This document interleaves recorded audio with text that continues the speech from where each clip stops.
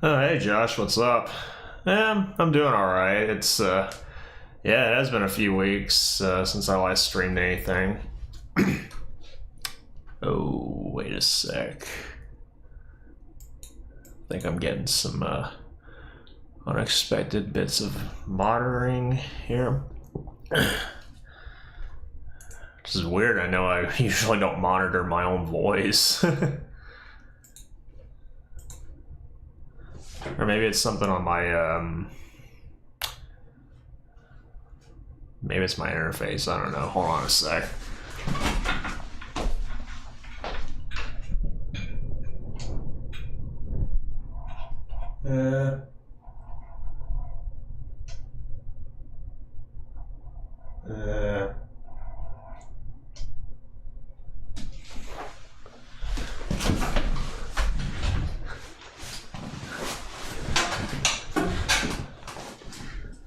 So DK is a surgeon now, huh?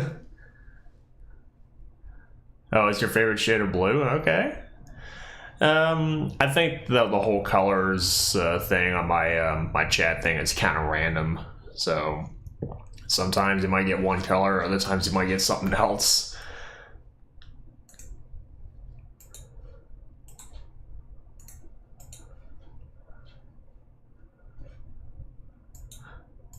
Oh, okay. I think I see what's up. Yeah. It turns out that I forgot that I had my mic set to something else previously, and I was using that to monitor. I was just doing some like guitar playthrough videos and stuff for some friends and all that. And I forgot that I still had that on. So if he was hearing me twice, that's the reason why. But yeah, it's I mean, as Josh said, it has been a couple of weeks since I last streamed much of anything. I've been really busy.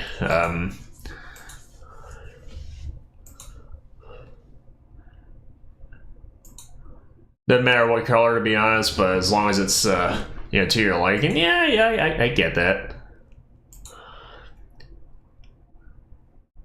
Okay, so you had a show coming up. You was thinking of if you was gonna be covering a kid-friendly song. since it's an all ages show. Okay. Yeah, I think I remember you telling me that you already had a couple of ideas on the stuff that you wanted to do at that show. Oh, I just got back from tour, quote unquote, last this Sunday actually, and I'll tell you, it's been quite a bit of fun. It's kind of crazy though, but still quite a bit of fun.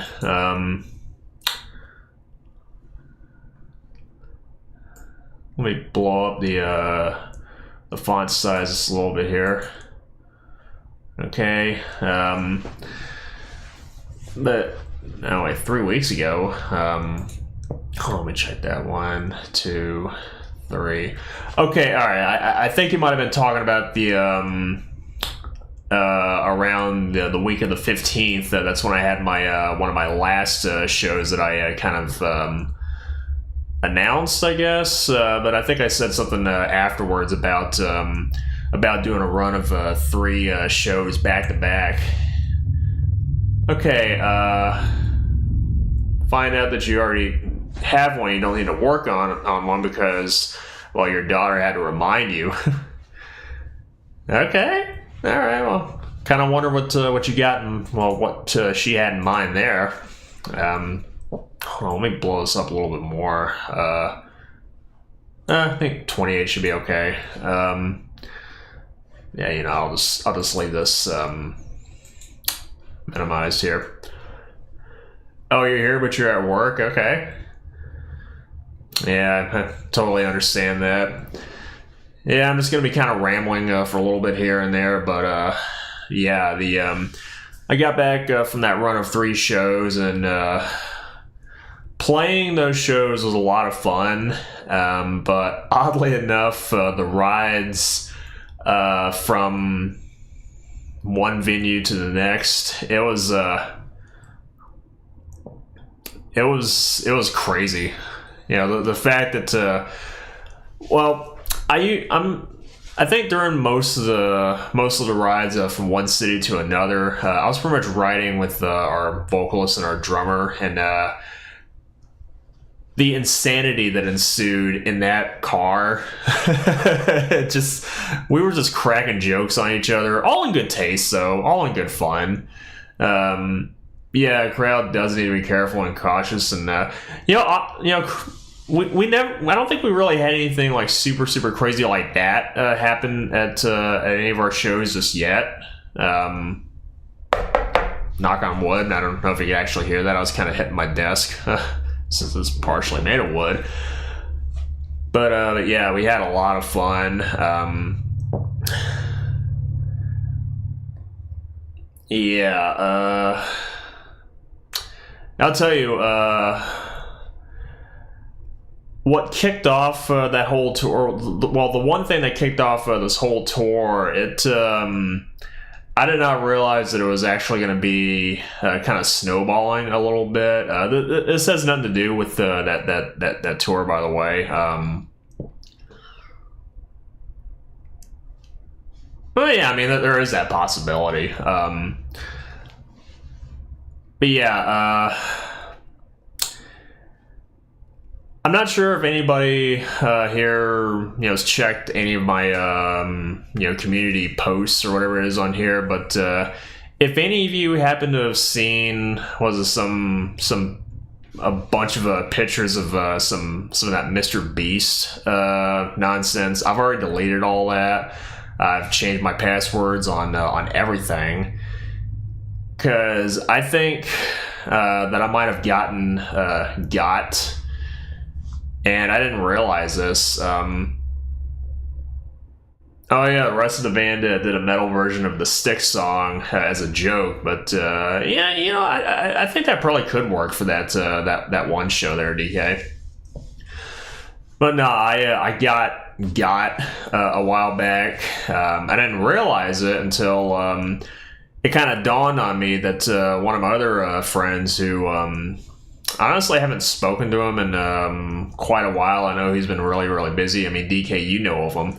Lagaya Rasaru. I didn't realize that his thing got hacked until he just DM'd me on Discord out of nowhere, and it had that same message thing. And well, like a total idiot, I accidentally clicked on one of the pictures, but I hit him up somewhere else. I was like, hey, your thing just got hacked, right? And he's like, ah.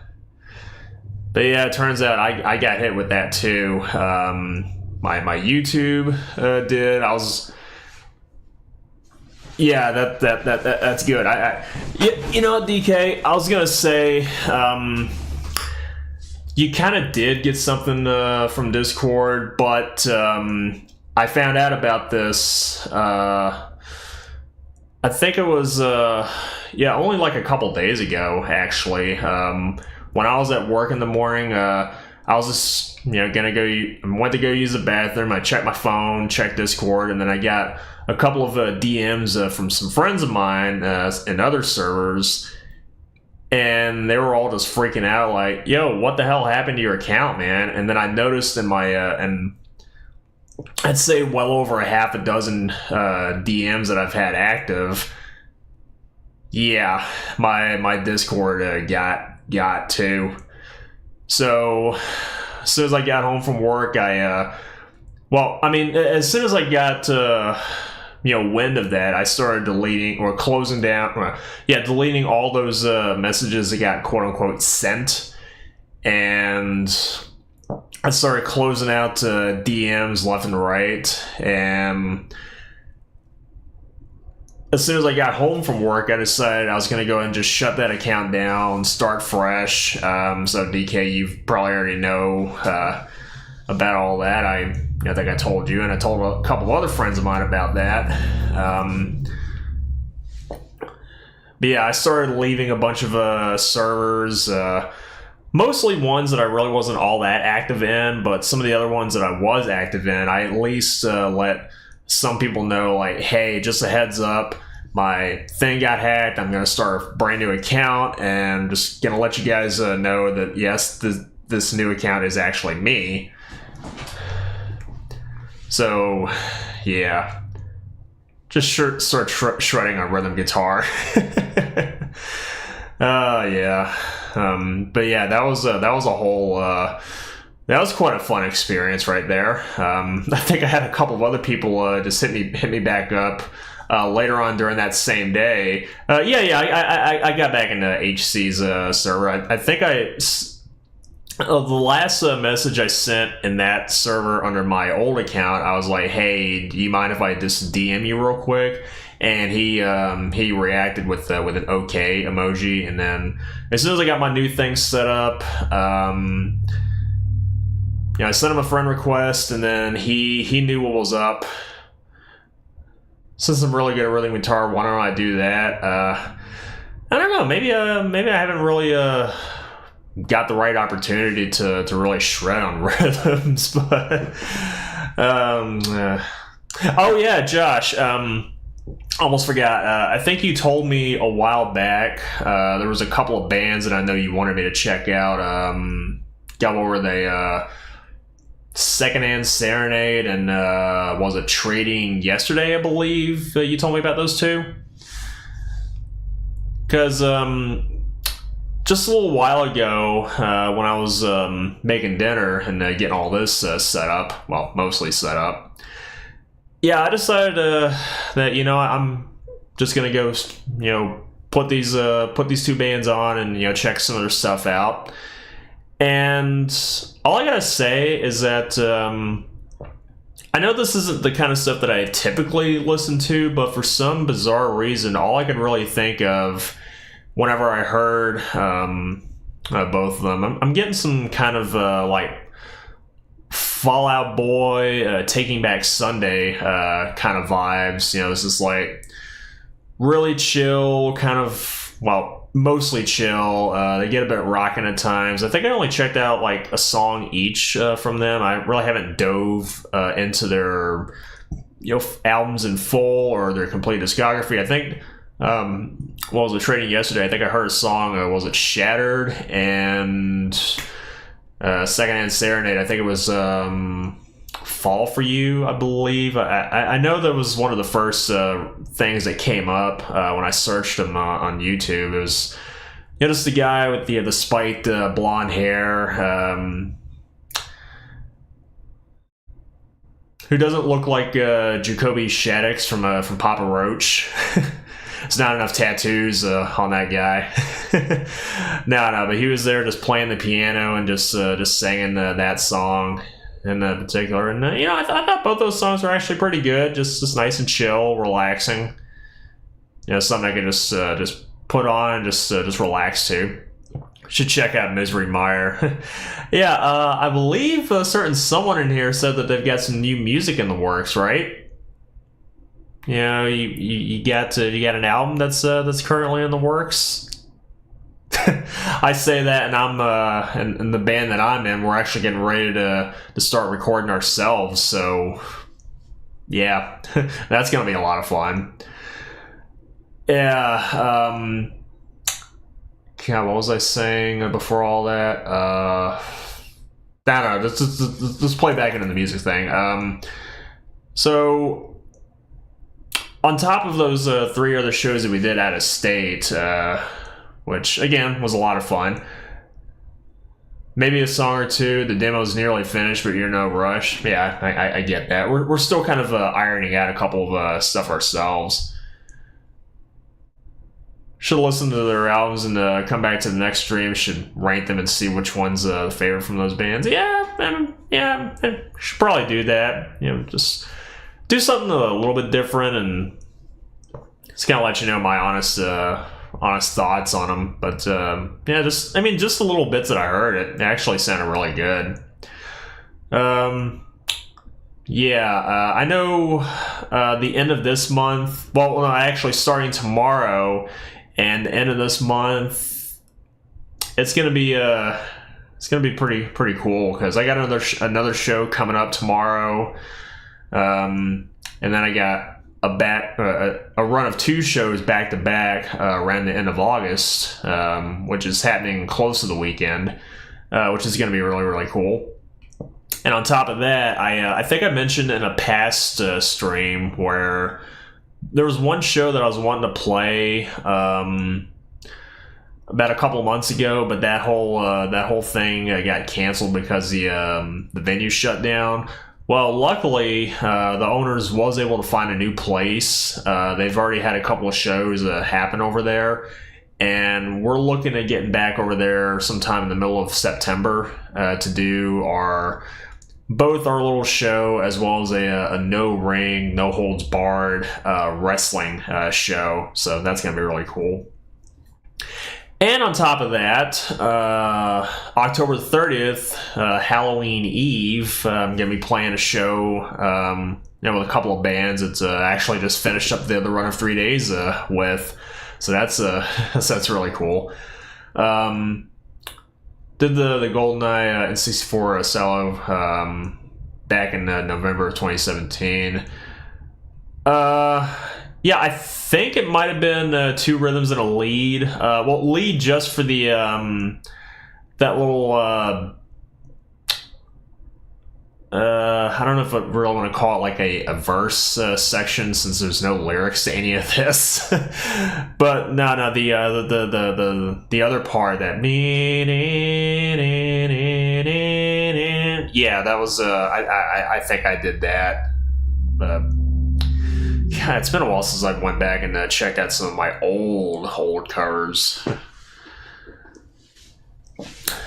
But yeah, that's all those shows over the next couple of months so far is it's gonna be a lot of fun, especially that the Halloween Eve show, because I've got maybe 2 options on what I want to do. Because I even asked one of the guys who's actually from the city that we're gonna be playing in. We're gonna be playing with those dudes. Really, really awesome people, really down to earth, really chill. I asked him, it was one of the vocalists of that band. It's like, hey, since we got that Halloween Eve show coming up, how many people do you think are going to be dressing up for that? And he said, well, I don't know, man. I mean, if you want to dress up, go for it. So I've got two potential options here. Number one, I could just go all out and put on some of my techwear stuff, because then, and when I say all out, I mean I'm going to be doing. And I got a good pair of black shoes for that. That's got a kind of a neat. Well, they're a nice pair of black sneakers. Well, they're supposed to be considered as work shoes, but should look back in the old videos and maybe do like a 2.0 of those songs. I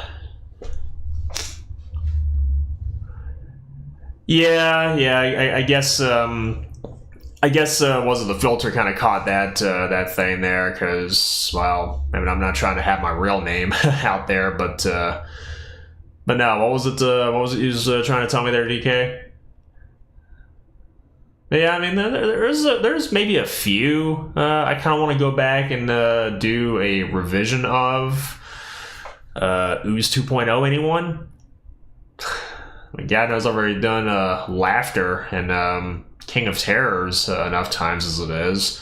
Hell, even Dark Messenger, Doom Castle. I don't know. I could probably do like the battle theme, well, boss battle theme from Final Fantasy Mystic Quest. So that thing needs a massive makeover, mix wise, anyways. The release date. Oh yeah. My bad. Aiming for late August release for the demo.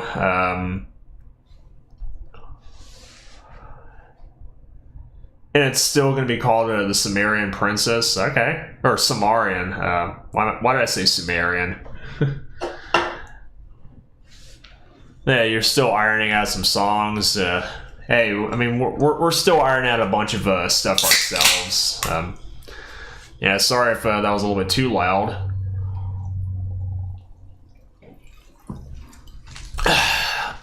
There we go. Just had to get me something to drink there.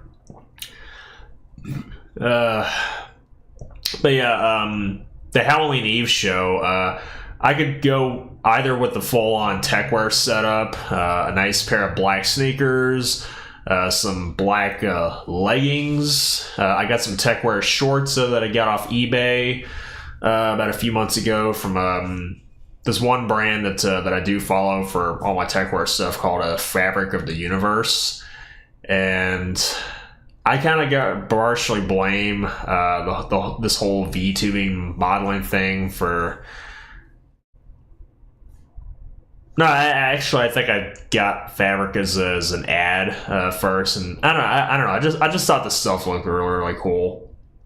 Yeah, the 1980s is, in your opinion, the decade for music.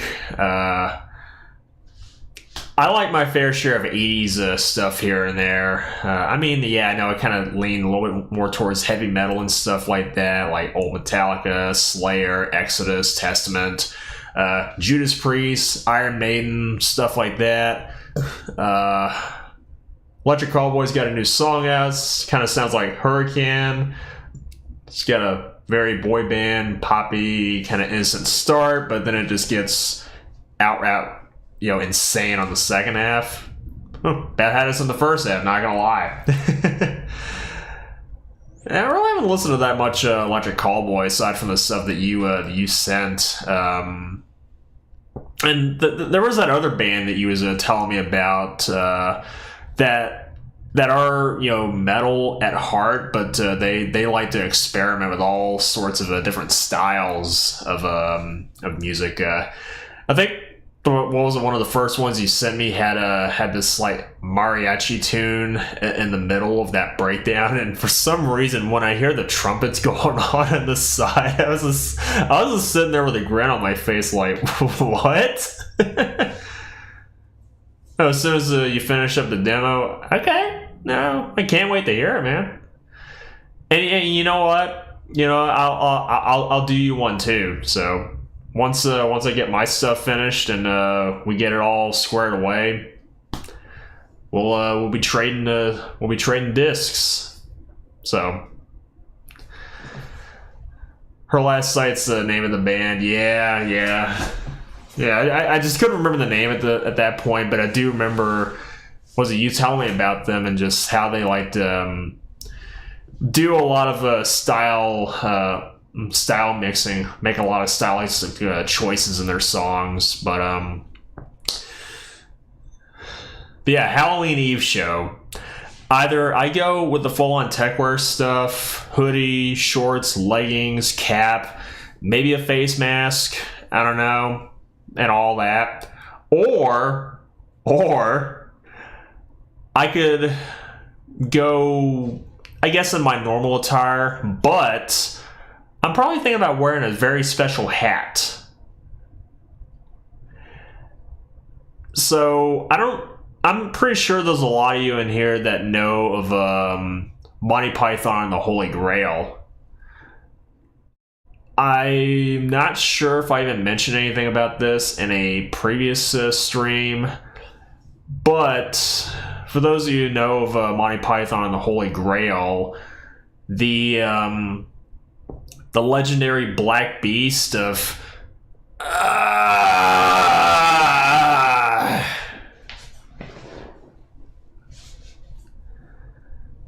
Oh, you dig the new hair? Yeah, I figured it was time. You know, I kind of want to go back to a much shorter hairstyle. I really like it. We are now the knights who say, "Nee, nee." We want a shrubbery. But no, I was thinking my other option would be wearing a cap that I got a few months ago of the legendary Black Beast of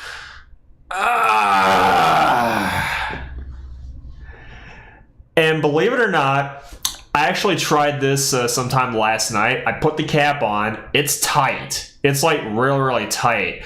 But I didn't want to go like full on like super head banging and stuff like that. I was just kind of head bobbing a little bit to some of the stuff that I do play, just because I wanted to see if it would actually hold on tight enough. And the only thing that was kind of flopping around were the numerous eyes on the top, well, on the front of the hat, and the two horns on the side. It looks so damn goofy, but I'm just sitting there like, you know what? I could probably do that there. Your hair, you usually get it short, kind of like a crew cut. You want to dye it, but the lady likes the salt and pepper kind of look, but your daughter calls you. Oh, man. I mean, I know I'm kind of getting up there in my years, but I don't even think my hair's starting to gray yet. I mean, at this point, to be honest with you, and I guess partially the reason why I decided to change the hair on my model is because, well, I mean, I kind of got to make up for the fact that I'm still kind of losing mine IRL. Just in a certain spot. That's it. Up top, though. If I tried doing rhythm guitar and lead vocals, believe it or not, I really don't consider myself a singer, and almost 8 years. Yeah, that's true. But yeah, I never really considered myself a singer. But even then, I think the very, very few times, like say at band practice, when I was just playing bass, and we got some parts where there's some backing vocals going on. I mean, I don't do backing vocals, but it's one of those kind of hand-eye coordination things where I'm just so focused on just trying to play stuff. It's I don't know, I feel like it's kind of hard for me to do both that and try to do vocals all at the same time. But I mean, I know I'm at this point where it's just me doing my own stuff. I mean, I could probably do the guitar stuff at one point, and then maybe do the singing stuff at another point. I could do all that stuff separately, but honestly, I don't think I'm really that great of a singer. I mean, I know I kind of do a little bit here and there, but just for fun. But Oh, okay. All right. Speaking of singing, so the second show that we played out of that three run of 3 days, we were the last band that played there. We just got finished playing. I was taking my stuff out, and I was helping the guys get some of their stuff out.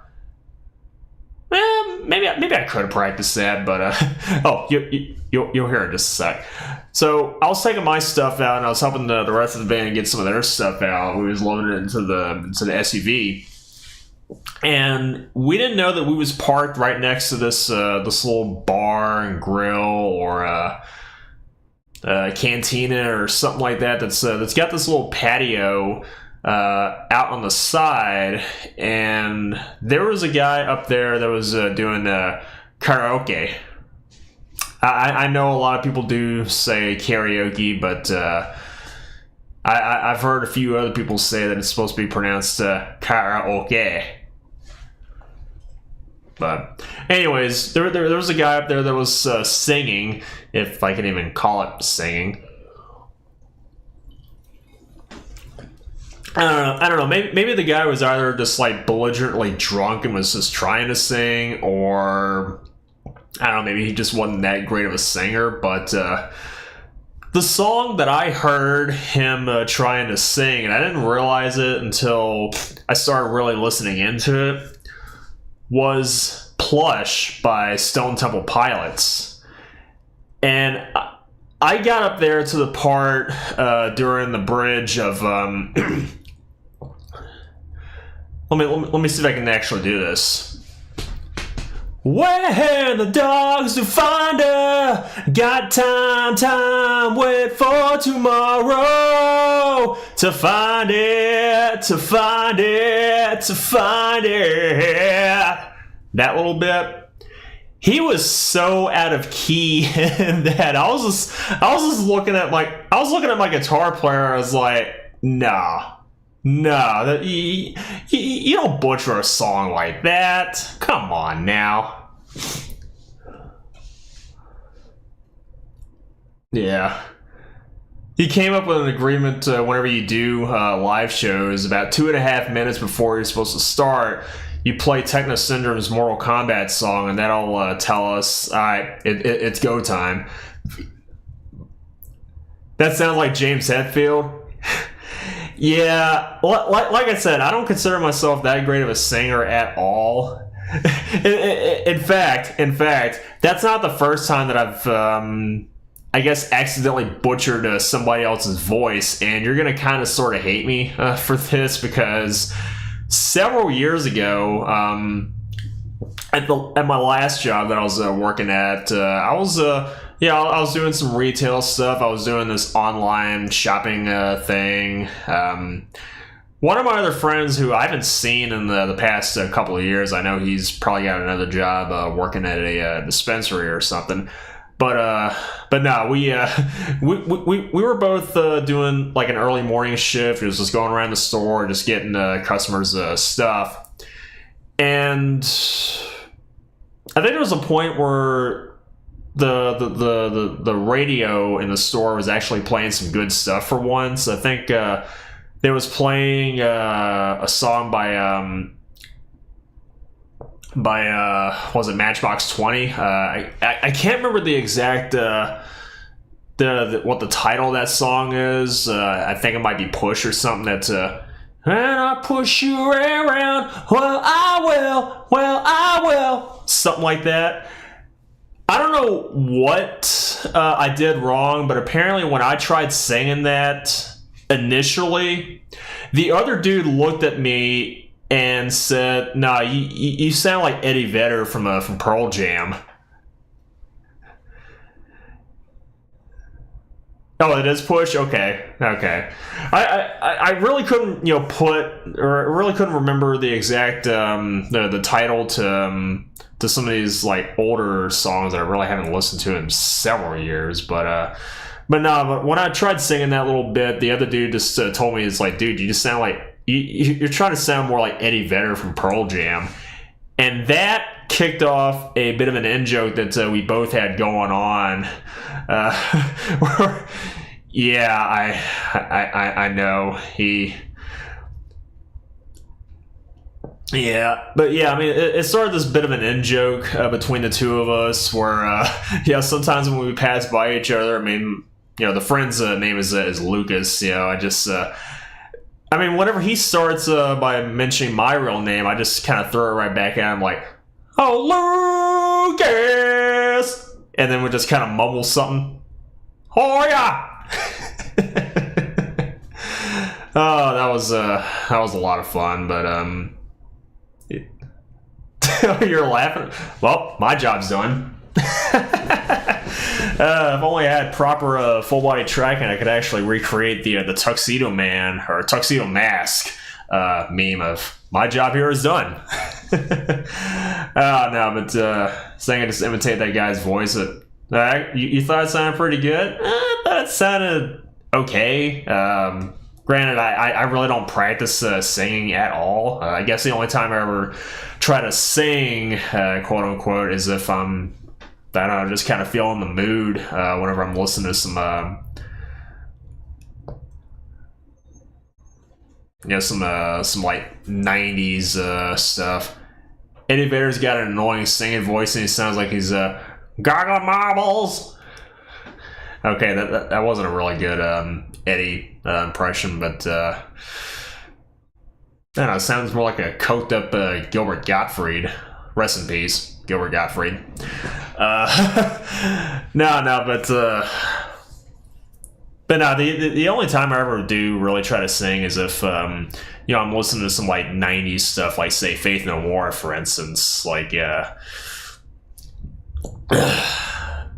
mean I think like on a past stream back not long after I started trying this whole VTubing thing, I remember playing this streaming this one game called Unpacking, and I think I did like a full run of that game, or just like one straight run through that game first, and only time I actually played it. And I think that's where some of you got to hear my singing voice at that time, and I decided I wanted to try to do a little bit from Faith No More's RV. Namely the chorus that's "I hate you, talking to myself, everybody's staring at me, I'm only bleeding." My God, that actually sounded pretty good. Yeah. The guitars and I have that switch go between rhythm and lead. Well, yeah. Well, I mean, all my guitars have got that kind of have got a switch like that. So yeah, I mean, I could just switch between one and the other if I really wanted to. You're gonna try to get us to come down there and play a show, no matter what. I mean, if everybody's up for the trip, then yeah. So Gibson one is a toggle switch. You can do that. Oh yeah, it sounded more like solely. Oh my God, I'm not the one who's so far away when I feel the snake bite into my veins. I haven't listened to Godsmack in a hot minute. And I don't remember why I sang. I'm still trying to figure that out, but yeah, I'm surprised that little bit that I did sing actually sounded kind of decent. Who knew? Who knew? Oh my God. I mean, I could keep this going, but I honestly really don't know a whole lot of Godsmack, but I'm doing the best I ever can. Stop! That sounded not too shabby. I thought it was okay. Oh, man. Yeah. Okay, yeah, speaking of should keep practicing on lead vocals. Oh man. And I'm not even like right on the mic. I mean, I've got it cranked all the way up, so Godsmack's done making albums, they're just touring. Yeah, I heard about that. I'm trying to remember if they... Yeah, I think they got themselves another drummer. Because I think the original one, I think he had to step down, or at least just leave the band or something other. I don't remember the whole situation there. You think that I've got potential in doing that? Maybe. I just... I really got to work on that. Got to figure out some more stuff I could probably try to sing along with. I mean, if YouTube wasn't so picky about content ID, flagging, and all that other kind of stuff, I mean, I could probably do a semi-convincing take on Evidence by Faith No More, which I mean that's a pretty chill song. You do the growly stuff, and Justin does the clean and pretty sounding vocals. Kind of sounds like a little bit of a project that I got going on in my head, where I've got two vocalists wanting to do stuff like that. But anyways, but if YouTube wasn't so picky about doing all this copyright stuff, I mean, I could probably try to do a semi decent take on Evidence by Faith No More. Just, I mean, the first chorus alone, I mean, I can get that just kind of decently. That if you want to open the hole, just put your head down and go. And set beside the piece of the circumstance. Gotta wash away the taste of evidence. Wash it away. I gotta stop doing that. I don't know, Josh. Maybe it's a sign. Maybe it's a sign I really do need to practice. I know you don't. God. Oh, okay. Speaking of music and all that kind of stuff. So I made a post some weeks ago on my page here, of course, where I said that I was actually contemplating on doing some guitar playthrough videos of some of my stuff with Enigma Protocol. And well, I did have one that was already made for the eponymous title track, as it were.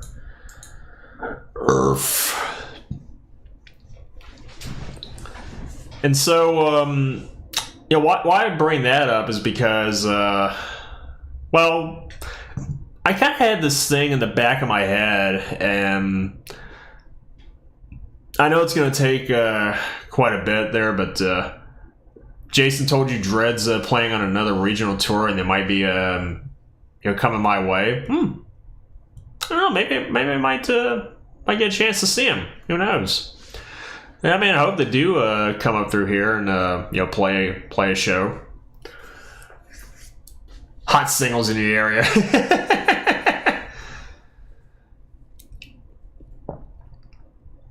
60s and 80s, many guitarists never had that switch, and then back in the... Well, I thought a lot of electric guitars back then had stuff like that. I don't know, maybe guitars were just starting to get like way more advanced, have so many different features and stuff thrown in, or trying to look at things in a different way on some of the later guitars and stuff. Yeah, I mean, the whole thing of guitars is just kind of crazy, but But no, I kind of had this thing in the back of my head, going back to the whole video thing with Enigma Protocol, that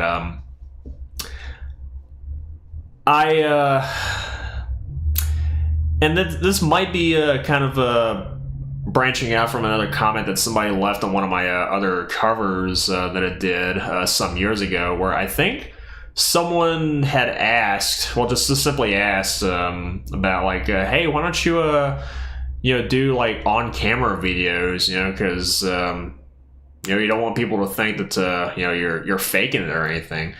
I mean, first off, I don't know. I've kind of always had this thing where I don't know. I was just wanting the music to be like the centerpiece of everything, because I know I didn't write the whole thing, but all I'm doing is just like rearranging some stuff, and yes, I'm recording my own takes on guitars. The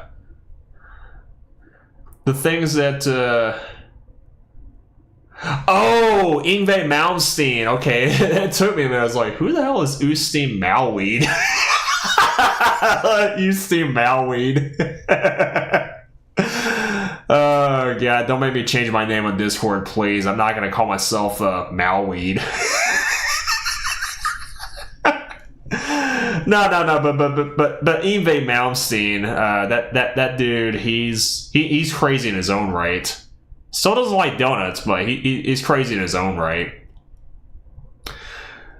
But yeah, someone left a comment on one of my old covers, just asking like, hey, why don't you do like on-camera videos? Because I don't know, you don't want people to think that you're faking it.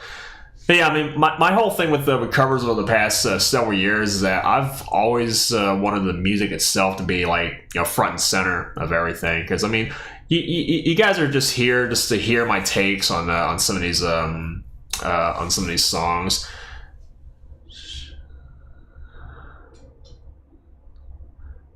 No, I thought that was that the whole switching thing with guitars was like further back than that.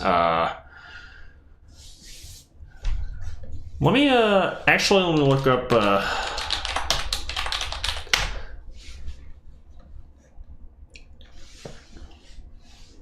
My laugh is very. Better change my Discord to Malweed. Mert Malweed. My laugh is very contagious, so I don't know about that. I mean, believe it or not, I kind of noticed that I do kind of fluctuate between different kinds of laughs, but it entirely depends on what it is that I'm laughing at. So,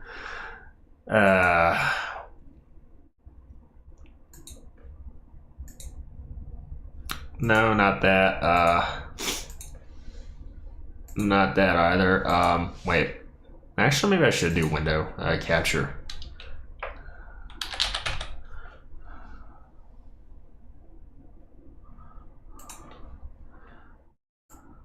Okay. That should be okay. Let me move you all the way. Well.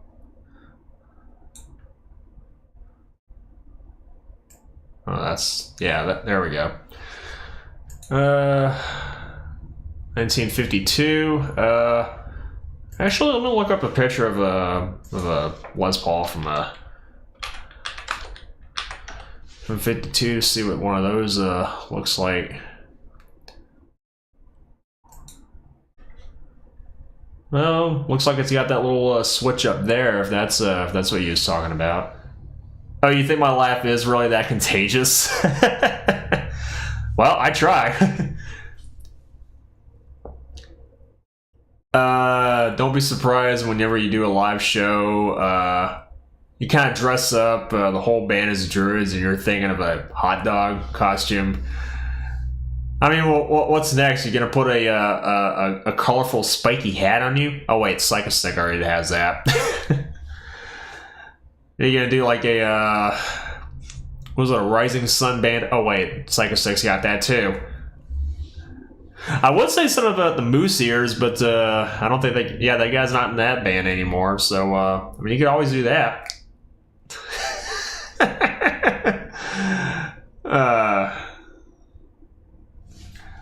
But yeah, I think that thing's always been on a lot of electric guitars, unless it's a guitar that's just got like a single pickup. Like, let me see if I can try to find a good example here.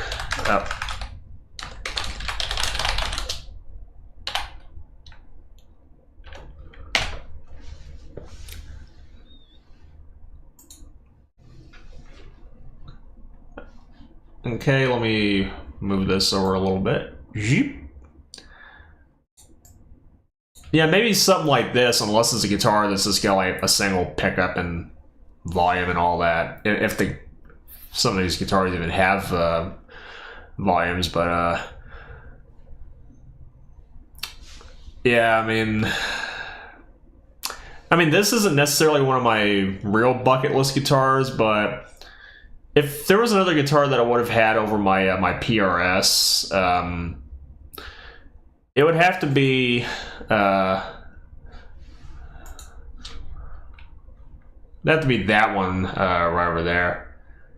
Oh, they do have a new bassist. Yeah. I remember.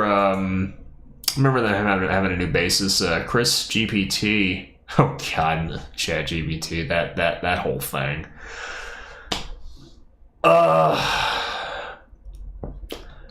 I'm trying to remember. I think I saw, was it a live video of them just playing? I think it was what was that song called? Largeliquent Dithyramb. I don't even know how the hell you're even supposed to say that. But I do remember, was it a section of that song where you kind of got this little ascending and descending thing that, or however that goes. I remember, was it during one of their sets that they did with the new bass player? I think he was actually trying to walk towards Josh, and he was backing away from him as that riff was just going up. That bam bam bam bam bam bam bam bam bam bam bam bam bam. Hey Godzilla, what's up, man? How you doing? Doesn't really matter what guitar you would go with it, but it's yeah. I mean, that's kind of all I really look for with some of my guitars. I mean, if it's built nice, it plays great, sounds great. I mean, all the extra bells and whistles and stuff like that. Be honest with you, I really don't go for like a whole lot with the guitars that I've got. I mean, I think the most I've really branched out with is was it doing coil splits with my guitars, and yeah, believe it or not, that's something I really haven't done that much in any of my recordings. Well, save for the time that I did Dark Messenger 3.0. That one riff, that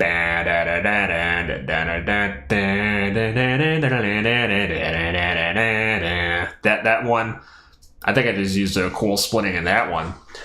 Sounds pretty cool though. Oh, they usually lead that song into the Sombrero Prophecy, but no, you probably know that one video I'm talking about, because I know they played that live, and Chris, he was walking towards Josh, or just backing Josh away a little bit, but when they do the other part of that riff where it's just all descending, that or whatever it is, Josh is just walking Chris back. I'm pretty sure I might have seen Chris somewhere, maybe in another band, but I really can't put my finger on it. I don't know if it's the same guy that I'm thinking of. Maybe the next cover should do both guitar and bass, having the same times. Yeah, I mean, I could probably do that. Just gotta figure out. What though. The biggest band that's ever come up.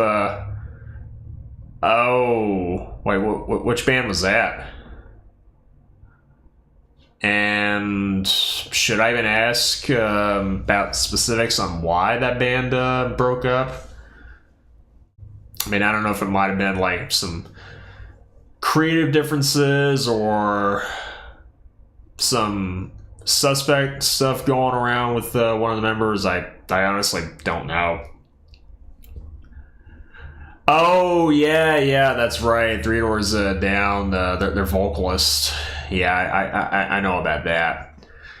I mean, I kind of figured that they were gonna break up anyways after that. When was the last time I actually played bass? If you're talking about on any of my covers and stuff, I want to say the last time I've played actual bass, believe it or not, was I think as far back as my Lufia 2 boss battle cover. Because I think it was after that I started using some other stuff for basses because I wanted a much more consistent sound throughout. And, well, I mean, I know my computer's getting a little bit old, and I'm trying to save as much processing power as I can whenever I do record stuff. Because I'm actually looking at getting myself another bass strictly for my own stuff. Not the stuff that I'm doing with my other band. I mean, I've already got a bass for that. But might get myself another one. You're cleaning out your storage shed and you found Frankenbass. Ooh, okay. Do you happen to have any pictures of that you can send my way? Should bring it back again and add in more covers. Yeah, man, I can probably do that too. Just gotta figure out a good one that I can reintroduce the bass in. Oh god, I just had to mention, well, I mean that specific word, but said in that specific way. Bass. Yeah.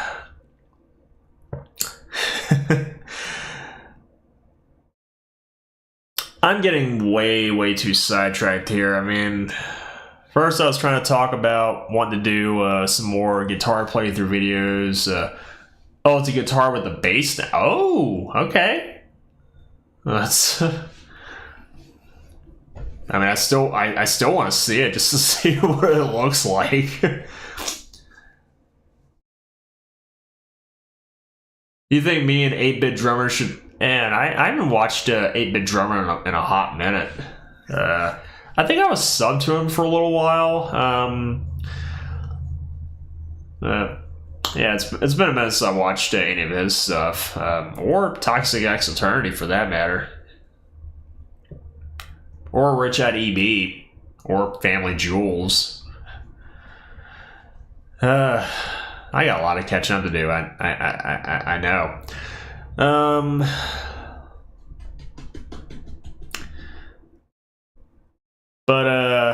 Yeah. I don't know. Maybe whenever I get around to just trying to find a good cover that I could probably do some more on camera footage and stuff for. I'll probably save that for when I do get myself another actual bass and do that. So, but yeah, the going back to that whole Enigma Protocol thing, what I did the one and only guitar playthrough thing. There was somebody that left a comment on that video, and I don't know why. For some reason, I had a couple of red flags come up. Wait, why did I do that?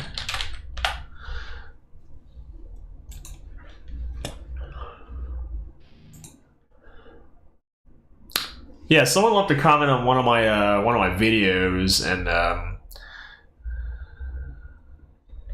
let me actually let me resize this a little bit to get it to fit.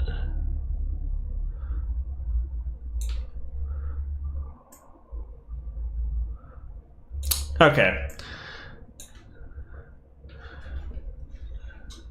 Yeah, someone just left this comment here saying, "This is sick, great tone and songwriting." So I decided, I'm gonna check this dude out and see what he's all about. And yeah, That was the first thing that came up, and alarm bells started going off. I was like, I don't know. I mean, yeah, I'm sure the dude does like actual legit videos and stuff here and there, but okay, yeah, the dude does do some legit videos, but even then, why? Why do all this AI thumbnail stuff? And I even go as far as to say that I'm reasonably sure that some of the stuff that does have these AI generated thumbnails, I wouldn't be surprised if the music itself is actually AI generated. And that just kind of rubs me the wrong way. Oh, nice little mugshot of the rest of the band, quote unquote. Nah. Should do a collaboration with other guitar cover channels, including Family Jewels, and I mean, if I've got enough pull, which I know I probably don't, but I mean, one day. Generally been watching a Samus 66 Husky of the Samus 66. I haven't watched his stuff in a while either. I mean, I think the last video of his that I remember watching was a little medley he did of a few songs from Super Mario World. I think it started off with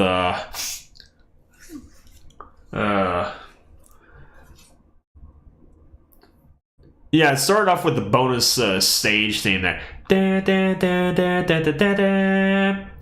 It started off with that, and he was just doing these crazy patterns, turnovers, and fills and stuff like that. Even the P-switch thing that he did afterwards, just this crazy fill. Husky the Geek did one Wayne Angel with 170 musicians. Oh, yeah, that's right. Yeah, I think I remember you sending me that a while back. Kind of wonder what else that guy's done with a crazy amount of musicians. But yeah, going back to the whole thing I saw about just a little while ago with seeing that one commenter with a couple of his videos having those AI generated thumbnails, I only realized maybe about a few weeks ago that it did some Final Fantasy 14 songs. Okay, all right. Yeah, I only realized maybe a couple of weeks ago on that one Enigma Protocol video that I done goofed. And I'll pull this back up here, and I'll show you why.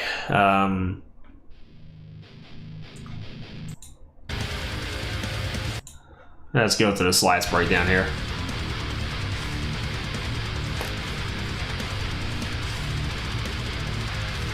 Yeah, I was thinking about doing some like guitar play videos like this.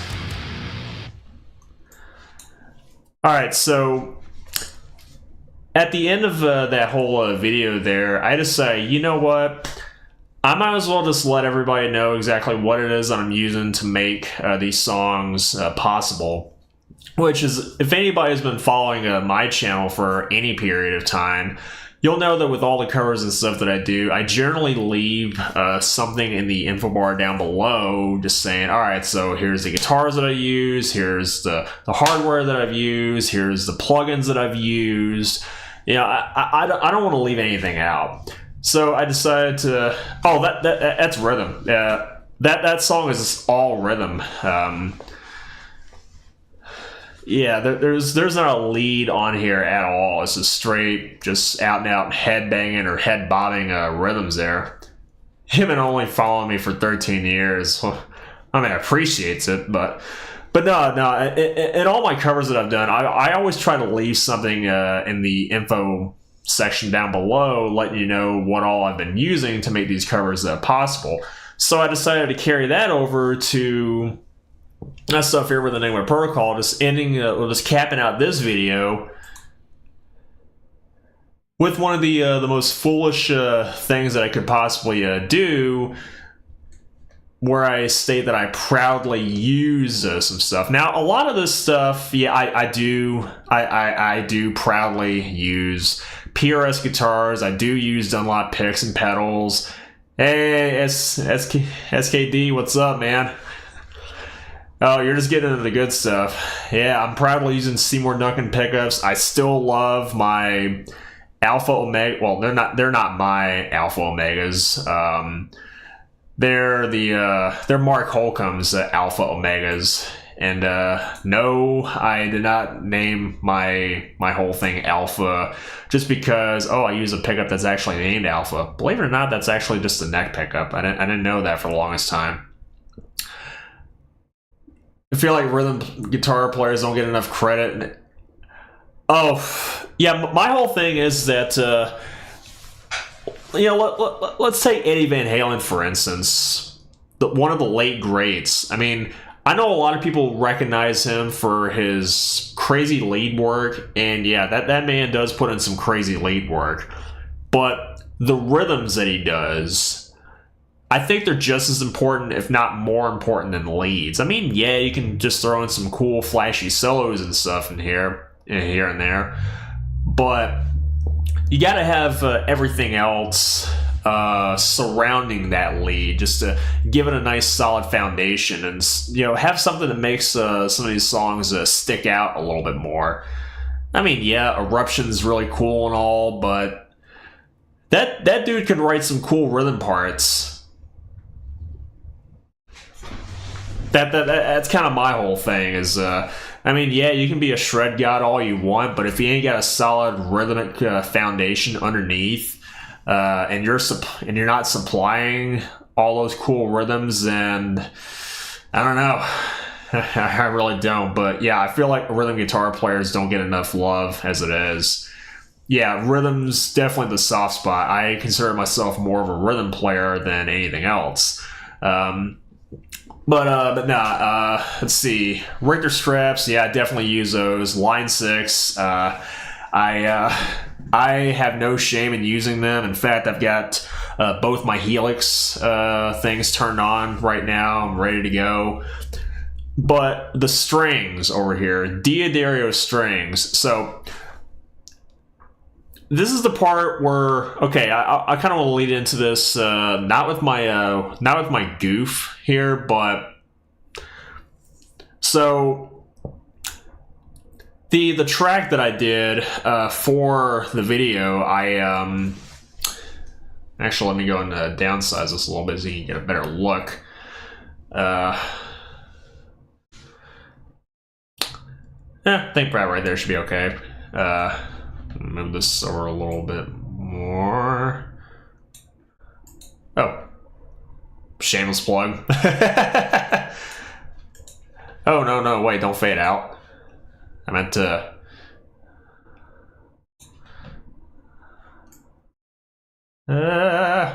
Okay. Gotta click the right window this time. There we go. Anyways, leading up to my little goof, quote unquote. So the track that I did just for this video, I actually wound up re-recording and remixing most of the Enigma Protocol songs that I put out. I went back and reworked Breach, V1.06, Hive Mindless, Derelict, and of course the title track Enigma Protocol. I haven't touched Dark River, well, partially because I think that song actually sounds really, really good, tone-wise as it is. Yeah, I'm all about the shameless plugs. Go check out my stuff. Who knows, chances are I might be working on some new stuff. Oh wait, did I say that out loud? No, but anyways, when I redid those other songs where I do play it on 7-string, which is Breach, V1.06, Derelict, and Enigma Protocol, I had on a completely different brand of strings just for those re-recordings, you're expecting a pointer stick in a board. Well, best you're gonna get is a mouse pointer. No. But yeah, I had on DR strings on my PRS Marky 7. I think it was a bit of a custom set, quote unquote, that I kind of threw together. I think it was a set of 10 to 50, which is like a light top, heavy bottom ish set. And then I had a spare 70 gauge string, and I threw those on my PRS after I gave it a good cleaning and everything. Dr. Strings. Hey, isn't that the guy from the Marvel Universe? You expect a full-fledged presentation? Yes, it will be on the test. Nah, this is just a little bit of a warm-up lesson. But no, I had DR strings on my PRS 7 when I recorded all those other stuff, and I kind of need to go back and redo some of that stuff tone-wise, because I'm still trying to get in some better tones and stuff. But as of the recording of the video itself, that's when I had on Diodario strings. I had it on both my PRSs, my Marky Mark 6 and my Marky Mark 7. I also had them on my Ibanez 4-string bass that I use for the band that I'm in. Dr. Strings, is he related to Dr. Agon? I don't know. I think they both went to school with Dr. Fail at one point. Those of you who are old enough to remember some good, so bad it's good SNES RPGs will probably know of that one. But no, during the recording of the video itself, I had on some Diodario strings, specifically the NYXL strings. Now, they're not bad strings by any means, but good God, ordering them directly from Diodario, the shipping on them alone is what killed it. Dr. Strings is now the new band member. No, that's just that's Sigma's other stage name. No, but yeah, I had Diodario strings. Oh no! It wasn't the fact that I posted the wrong strings. Oh no! It's what happened about a week or so, or maybe even a couple days or so after I put this video up, and it's a pretty crazy tale, and we just had some stuff come out earlier today, and honestly, I don't see this whole thing going away anytime soon. And it does have to do with Diodario strings. Not the fact that I'm decided, I'm just going to be using Diodario strings from now on. No, it's the fact that because of what they did over the past week or two, roughly, I've been looking at other brands of strings, and I'm staying the hell away from Diodario because of the stuff that they pulled, or at least what somebody else pulled that was working for or under Diodario. So you guys already know my whole stance on AI generated anything. Just sit right back and hear a tale about some strings and the 3 little riffs. 2, 3, 4. Dun, dun, dun, dun, dun, dun, dun. Come on, you know how to pull that one out. But yeah, y'all know my stance on AI generated anything. I fucking hate AI generated anything. And in my time, I've heard some really, really brain dead takes on what some people consider as AI generated. Oh, it's supposed to be Gilligan's Island theme song? I don't know why the hell I got to Green Jello from. But I mean, we could go with Gilligan's Island too. But yeah, I absolutely despise everything AI generated, pictures, music, all that kind of stuff. It just takes away the human touch, the human element, and takes out all the fun and the creativity and, dare I say, the progress that we make in making some of this stuff. Because maybe the skills that you get from making this one piece, you could apply that to something else, and you can make even more, and you can expand and grow upon that and learn some new stuff. Nope, not with AI. Definitely not with AI. Yeah, I've heard some real stupid takes about if you use MIDI controllers or something like that from back in the 80s, and you're technically using AI generated stuff. Well, first off, all we're really doing is putting in notes that we're thinking of and we're brainstorming, and we can actually go back and change some of that stuff around. And I mean, we're still making the music itself. We're not typing in some prompt saying, all right, so give me a song that's supposed to have like Whitechapel levels of heavy, but combine that with the prettiness of Sleep Token or something. I don't know. And it just shits this thing out.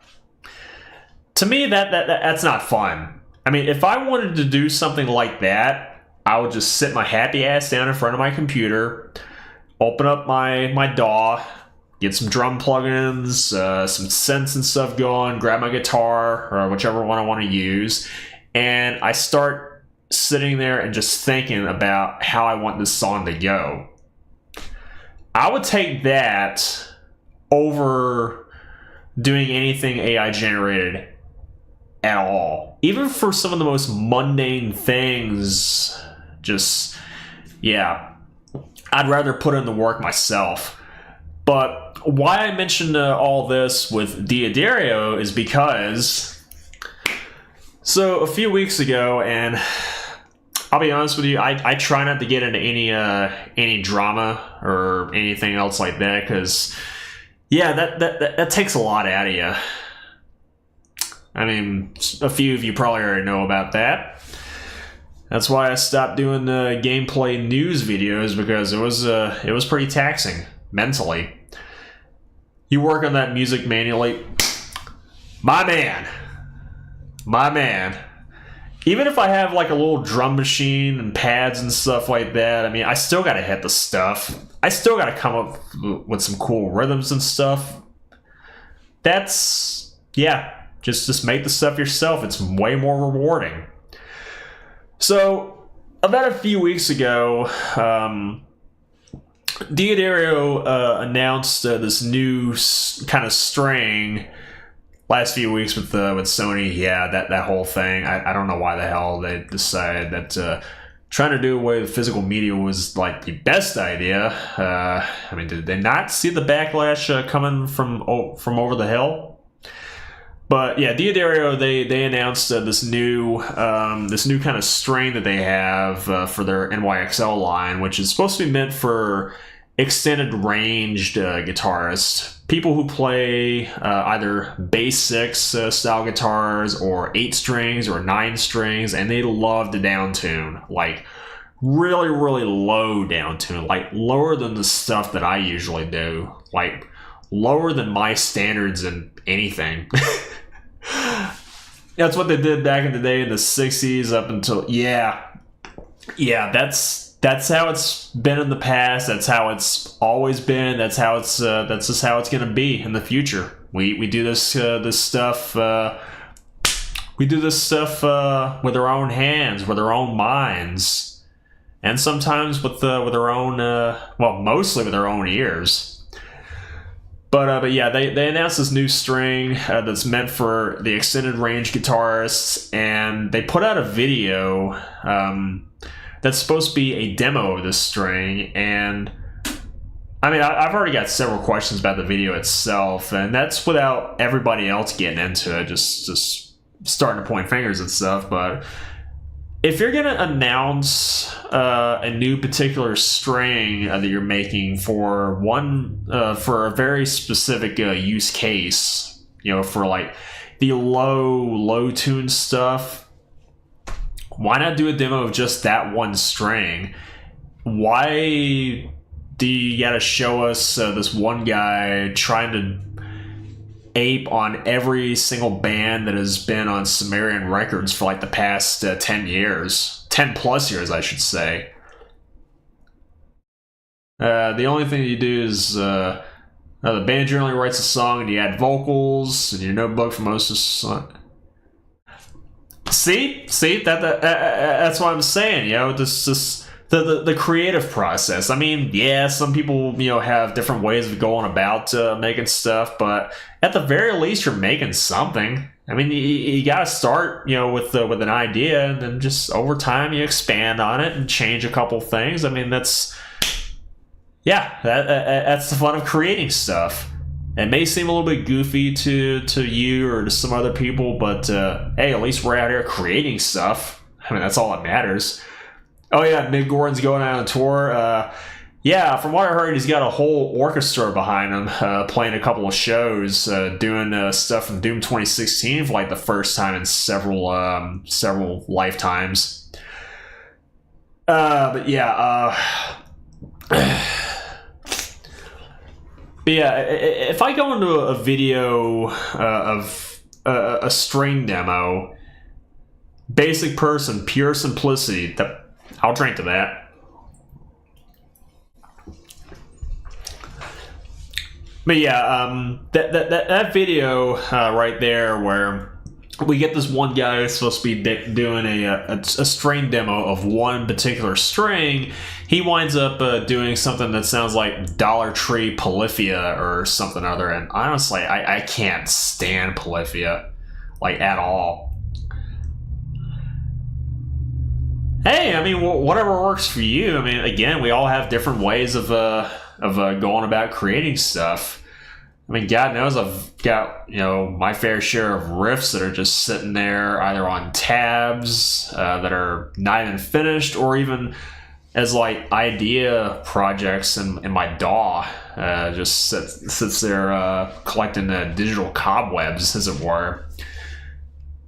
But nah, that video came out and people, they started really analyzing the video, and a lot of them noticed right off the bat that the song that Diodario used on there, or at least the guy that was doing the demo for that video, that sounds like it was AI generated. Let's see. Prefer songs that are powerful and have a meaning and also emotional. Again, just the thing about creating stuff, just.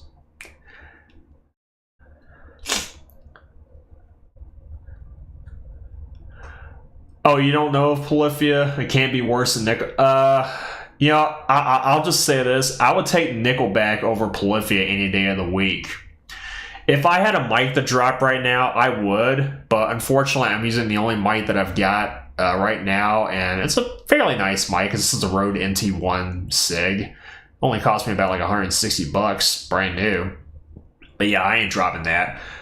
Yeah, the band is a synth metal band done bad. I suppose you're talking about Polyphia too. I mean, okay. So going back to what we were saying before about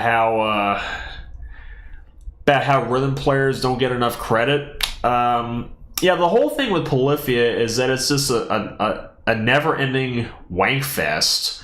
Like, yeah, I'm sure the guys are really, really talented and whatnot, but that kind of stuff wears on me after a while.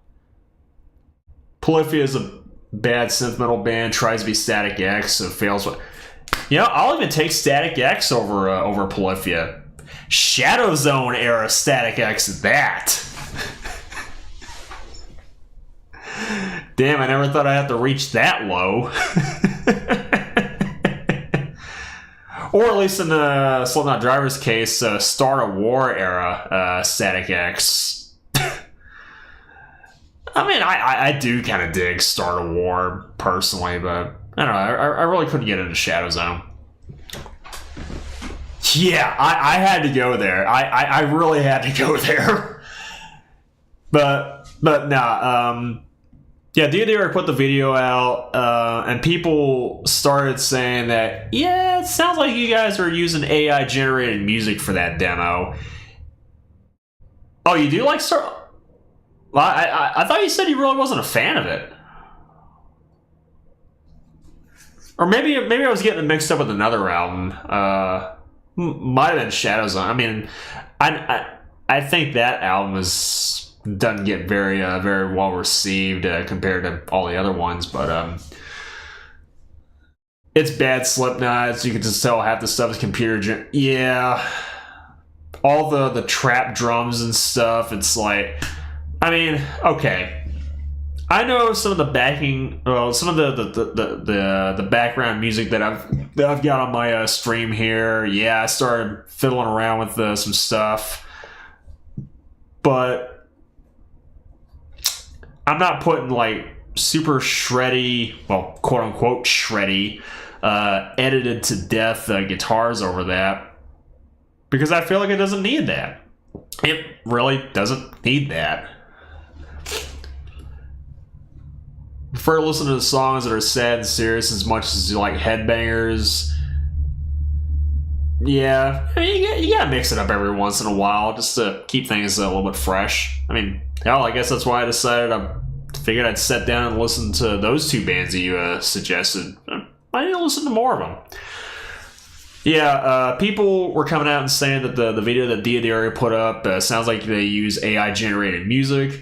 And then people really started digging in to what was going on. And after a couple of days of calling them out, Diodora put out a follow-up video. Well, I mean, after a series of getting called out a whole bunch, they started Diodora started trying to deflect a lot of those comments, saying like, "Nope, this doesn't sound AI generated to us. This sounds 100% legit." Or they'd even go as far as to delete comments. You know what else is absolutely abysmal? Static. Yeah, I heard. That is like the most unavenged sevenfold, well, rather unavenged onefold that's out there.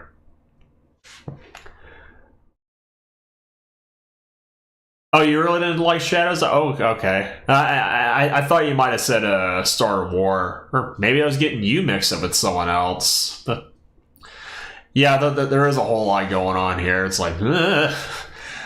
But yeah, the area were either trying to deflect a lot of comments, or even outright deleting some of those comments that were calling them out on that. And so a couple days after they put that out, they put out a follow-up video. Until recently? Oh, okay. I don't know, maybe I might need to sit down and give Shadow Zone another chance.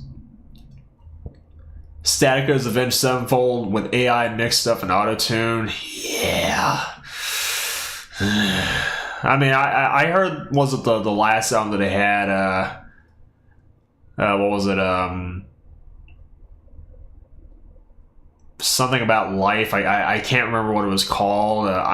I heard that they like went super experimental on that one too, but this, yeah, I heard the Static is even worse than that. Oh, what now, Josh? But yeah, Diodora did a follow-up video after those series of comments and stuff. Cult of Static can be kind of rough. It's got some songs that I think they're kind of decent for what they are. See, Z28, Terrified, Stingray,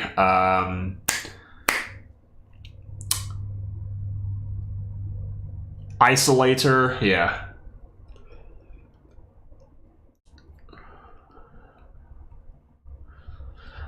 Oh yeah, Wisconsin Death Trip and Machine, just god tier albums. I mean, I really dig Starter War and Cannibal as well, but yeah, Wisconsin Death Trip and Machine, some of the best, if not the best, Static X albums out there. Yeah, they did a follow-up video, craziness of what's currently happening right now. Oh, I just got started. Yeah, I just got started with this. They did a follow-up video showing the session of that song, and people weren't buying that either.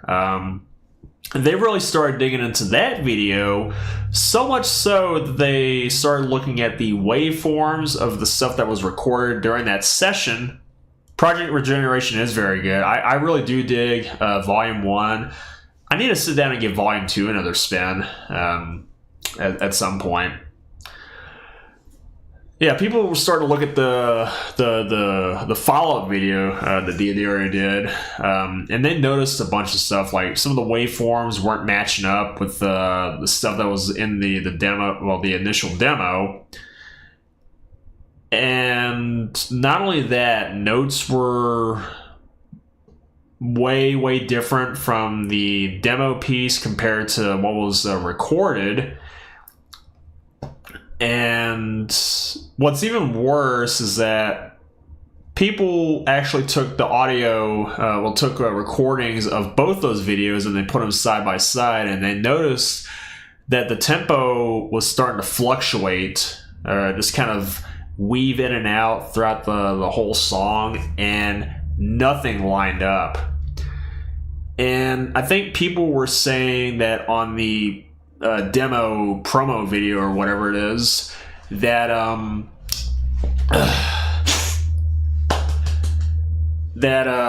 was, I think, one of the programs for I was looking for your Quake disc. It's quaking time. Yeah, I think it just I think they just had their anniversary not so long ago, right? Was it their I think it's got to be their 30th or something other. Can't remember. But yeah, it takes talent for someone or a band to get computer stuff to make it sound good with what they do. Cell Dweller. I haven't listened to Cell Dweller in a hot minute. The only album of theirs that I've got is just their self-titled album. I need to sit down and listen to some more of their stuff. I mean, hell, I got a Cell Dweller shirt in my room that needs to get hung up. I really like it. It's got that Black Mage Cat's Quake. No, damn it, Cat's float on us first. Ah, shit. We just took like 5,000 points of damage, and I don't even have enough health to cover that. God knows I remember doing that in Final Fantasy VI. Oh, wait, I didn't have a Black Mage. I think I used a Gal using Chicken Lip. Yeah, I learned that pretty quick. But yeah, I think I heard some people saying that one of the AI generating music things, Suno, God, one of the things that it does, and I didn't actually know about this because, well, AI generated music is a sin, in my honest to God opinion, as somebody who actually likes creating stuff.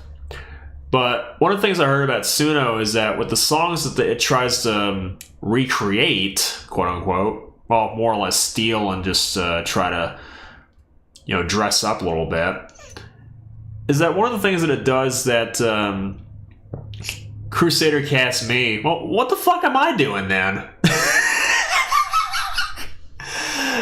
No, but one of the things that Suno does is that I heard that what it does to try to emulate the human feel of a song is that it likes to fluctuate the tempo over the course of the song. And I don't mean as in like abrupt tempo changes in certain parts or measures of a song. Like, okay, so you got one part that's set at like, I don't know, 4/4 at 155 BPM. And I think, was it like 16 bars later, the BPM gets dropped down to 140 or so. And then about 32 bars later, it goes up to like 180. I don't mean tempo fluctuations like that. I mean like over the course of the song, you can just hear it just kind of ebbing and flowing about 3 or 4 BPM over the course of the song. Like it's got this little bit of a wave going on to try to emulate that sort of human feel. And yeah, I honestly don't know of any drummers out there that tries to use stuff from Suno just to practice or whatever it is. Because I mean, if that's what you guys got to do to practice stuff, then you should realize that your tempos are way out of whack. Use a metronome. You know, get that shit right the first time. Yeah, a good tempo change is good. You know, it's got to work well. Too many can be, you know, very, very jarring. Maximum the Hormone. God, I haven't listened to those guys in a long time either. Yeah, they do quite a lot of tempo changes. I mean, hell, there's some deathcore bands that I still listen to, like the Red Chord, for instance. They do quite a bit of tempo changes and stuff. And you know what? Just kind of going off that about a good tempo change, you know, has to work. One example that I can think of was my cover of, again, shameless plugging. I mean, it is my channel, so I mean, and yeah, I did that. But does Jarvis count as AI? I don't know.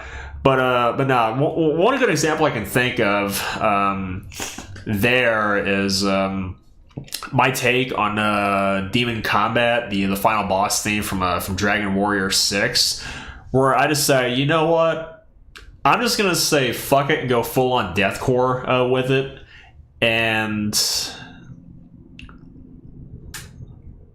yeah, rhythm guitar players should be credited way more than the lead players, because rhythms, you gotta learn those before you can do the leads. And I guess people just really want a lot of flash, but they don't want all the substance underneath. That's what I think. And then there's Flesh God Apocalypse. One tempo, drums, machine gun. Oh god, I'm suddenly thinking back to one of their songs off of, I think it was Agony, whatever their first album was. I think it's... I mean, I'd know the song when I'd hear it. I think it's called The Betrayal. That song is just like one blast beat over the course of, I don't know how many minutes, but they run that song like one blast beat, but they change up the feel over, throughout most of the song. Like, I know early on, well, in the intro, it just got a bit of a steady, like, and then the second part, it just goes like super fast. Like, I can't go that fast. but no. Just my take on Demon Combat from Dragon Warrior 6. I know I had a solid tempo going on throughout that whole song, but when I did that last riff, I decided, you know what? I'm doing it in a deathcore style. Just, I wanted to be like crushing and heavy. And at the end, I decided, you know what? I'm just going to throw in a little slamming part, but I'm going to have it just gradually slow down into that to kind of give it more of an impact. Quake Cup, the Violation. Yeah. That's I really do dig the Violation. Kind of got to listen to some more Flesh God. And God Flesh, and I think about it. I already made that joke in what was it? I think I made that joke in was it my Albums of 2025 video when I brought up Sang with Sugabog's last album, where I don't know if I actually did a flub in that one where I accidentally said flesh bog or something other when I meant to say bog flesh. And then the song is just called No. Yeah, Quake cover. I honestly don't know what I'm wanting to do from Quake. I don't know why I'm suddenly thinking about this now that I mean, I could just hear, like, say, if I was gonna do a cover of, say, Replica from Fear Factory. I mean, you know how that whole song starts with Bert and Steve Bell just getting on the mic and be like, ha! Just replace that with the Quake guy doing, huh! Or whatever sound that he makes whenever he jumps, and then the song just starts off right there.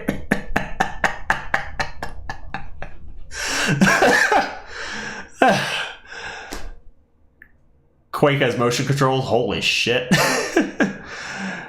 God, I am getting way sidetracked here.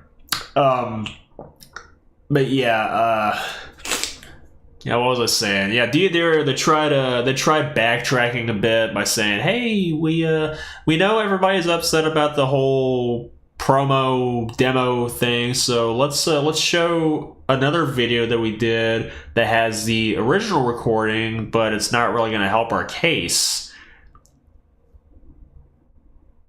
You remember right after I said that? The timing. Oh, God. I don't know what is wrong with me right now. Okay. Yeah, they tried doing a follow-up video to try to save face, but it really didn't work out for them. People really started...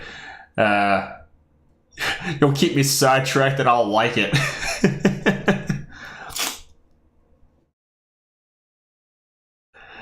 When I was your age, I used to get sidetracked in conversations.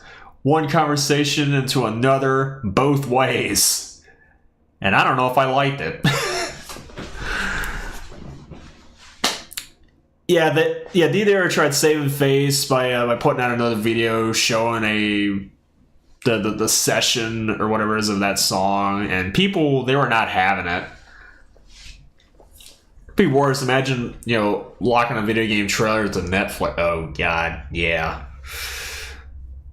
Yeah, people were still calling out the idea as like, yeah, we're not stupid, all right? We can see that there's some obvious differences between both those videos there, and yeah, they came out and made a statement a couple days after that, saying something along the lines of, okay, well, we took a look at the session there, and the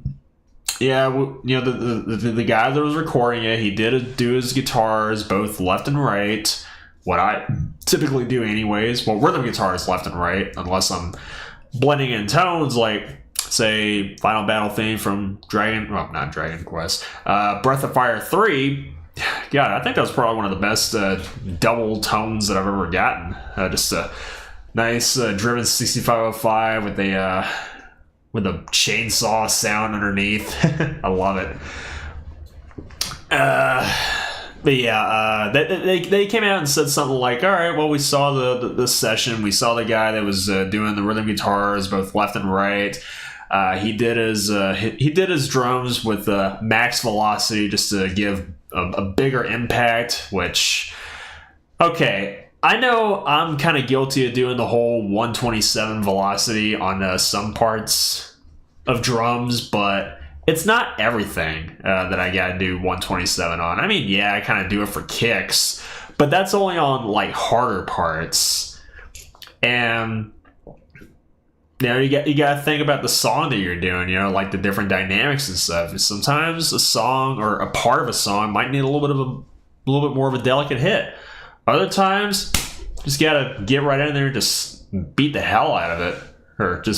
Or rather, as Bob Ross said, beat the devil out of it. Blast beat the devil out of it. Bob riffs. God, I don't even know. Yeah. Then on top of that, they also said something like, oh yeah, the guy he did his mixing and mastering and stuff. It ran with like, I don't know, about a half a dozen compressors and stuff. And it turns out that one of the things that he used in his mastering chain, it did have some AI stuff in there, but that's only for the mastering stuff. And apparently, you gotta get out of here. Your phone's on gotta get charged. It's down to 25%. Alrighty. No, thanks for stopping by. Yeah, I don't know if you can have YouTube go on at the same time as you're charging up your phone, but yeah, the mastering thing apparently had some AI stuff in it, and it's because of that that causes the tempo fluctuations. Like, okay, I know I'm not the smartest person out there on the planet, but at the same time, I know I'm not the stupidest person on the planet. But apparently, somebody at Diodario thinks that we are, dumb people, because the only time that I've ever seen tempos fluctuate in a session in a project inside of your DAW is if you set the tempo changes yourself, or if you're like one of those old school bands where the drummer thinks he's got his tempos on lock and he doesn't need a click track, and he decides, I'm just going to go for it. Cannibal Corpse is a really good example. I mean, from what I understand, until about 2008, I think, it's when Paul Mazurkiewicz, whenever he did his drum parts for, we're talking like, almost 20 years at least, he did all of his drum parts without a click track. And to be honest with you, I didn't actually run any Cannibal Corpse stuff along with the click, so I really can't tell. But at the same time, I honestly really don't. I really don't care, because their stuff sounds really, really good, because this guy's got his stuff locked down. But their 2009 album, Evisceration Plague, when they was doing that one, the producer said, why don't you try doing it to a click? I know you got your tempos solid and everything, but we want to be extra sure that you got it locked down. Yeah, it is very, very ridiculous, and it is very upsetting. It's actually insulting. But no, the thing that I'm a bit dumbfounded by is, like, how can you sit there and say that a single plugin inside your mastering chain is responsible for your tempos fluctuating all over the place? Just it is completely bogus. So that's all it is. If I wanted tempo fluctuations in a project, I'll just open up, like, hold on. Let me go to a different window here now that I've actually got this pulled up. Okay, yeah, like this, for instance. If I wanted to do some tempo fluctuations, I could just go up here or right over here and just... Actually, I can just go right over here.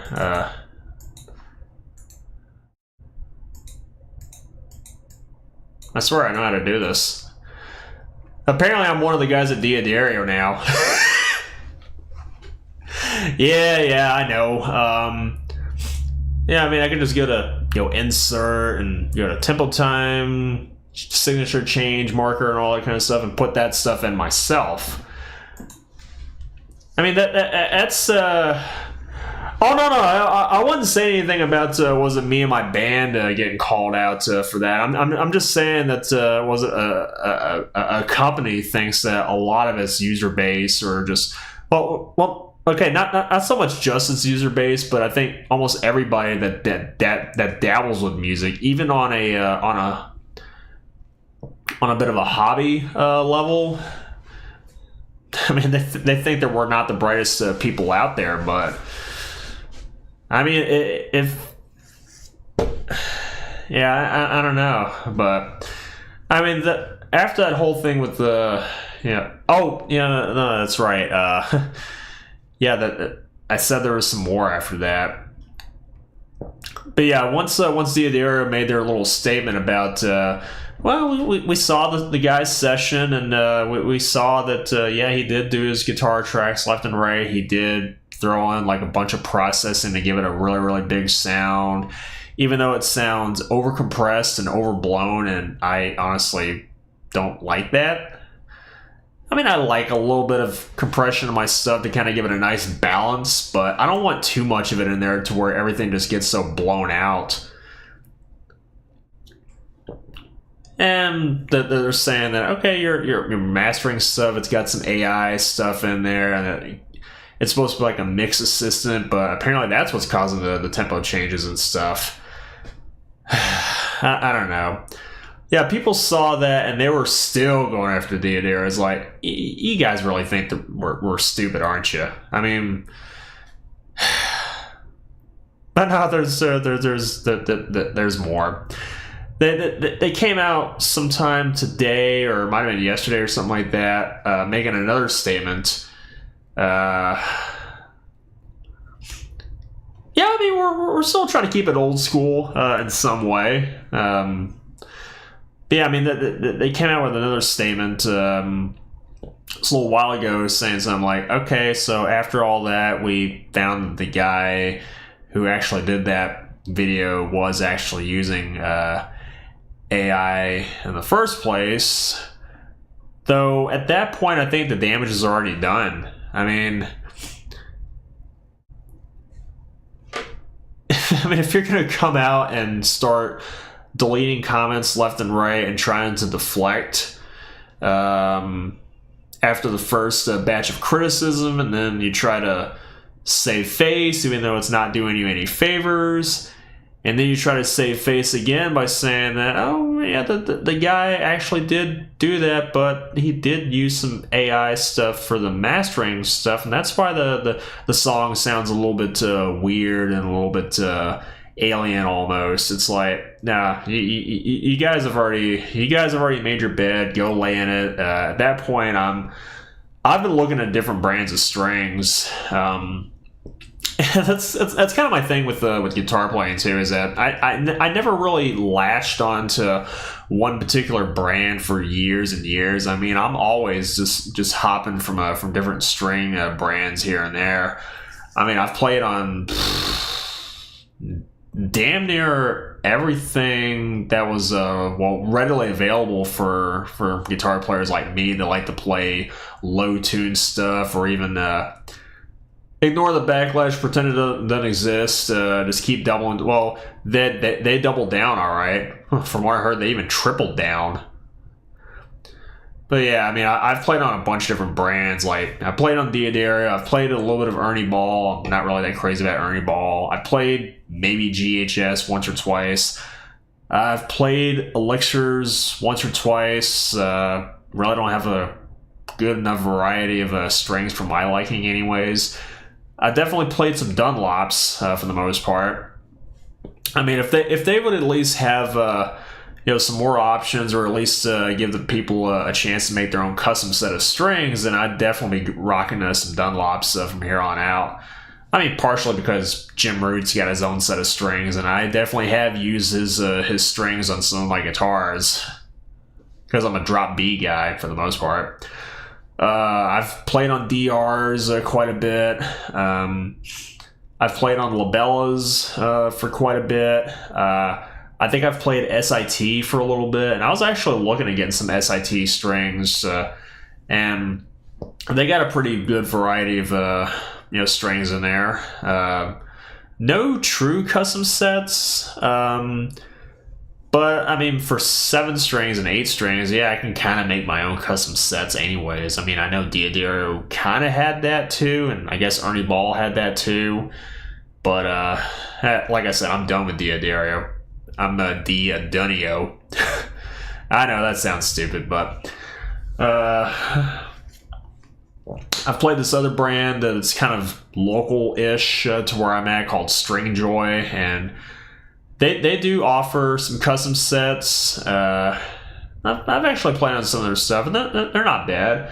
In fact, I got another pack of String Joy strings right next to me that I was going to put on my 6-string, but I got myself another brand that I've kind of dabbled with several years ago, but I got a couple more sets somewhat recently, called the String Source, and they have a lot of pre-made sets meant for standard tunings and drop tunings, and of course I wind up getting some of the drop tune ones, and I've got those on my 3 main guitars that I do play, both my PRSs and my Ibanez RGT, which I'm really getting that guitar as to my band writing guitar. They don't have anything for bass, unfortunately, so I'm still looking for some good options there. But yeah, String Source also has some custom sets as well. And I actually thought about doing that, but I was like, I just want to go with some of their pre-made stuff just to see what those are like. And I actually dig them quite a bit as well. And they're also another local brand, which I think that's really, really awesome. Okay. I know I've dabbled or just rambled on and on and on for a while. And I will be right back. Run to the bathroom and just grab me something to drink, and then I'll probably explain what this whole thing is all about in just a little bit. So I'll be back.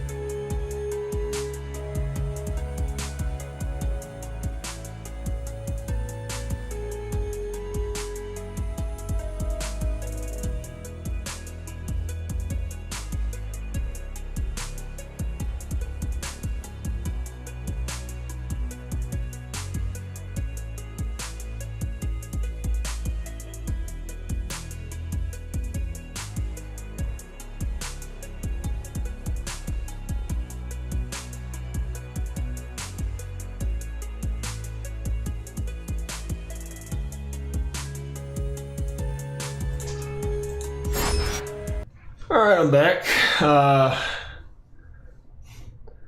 Oh, you really like the characters just kind of sitting there with their eyes glowing all ominously? Yeah, I actually kind of dig that too.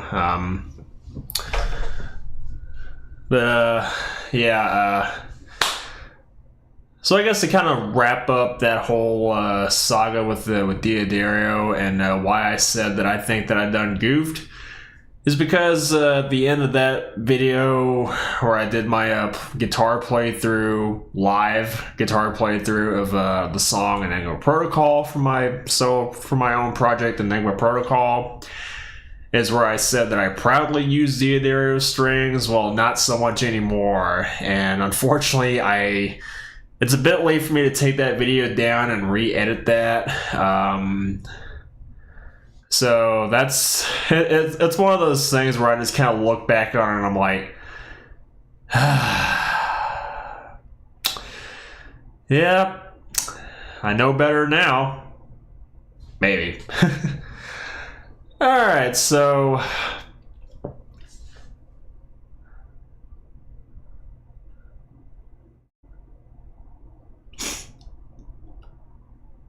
you're just putting your phone on the charger, but you saw a new... Oh, who is that again? Was it Umet Askin? Live and learn. Hey, I'm not doing anything by Crush 40, right? Wait, I think those are the guys that did Live and Learn for one of the Sonic games. God, I haven't played a Sonic game in years. But you know, I could always go with its main competitor, kind of. So, what I've got pulled up here right now, let me make sure I've actually got. Okay, yeah, I still got it going. God, I got that going on for a while now.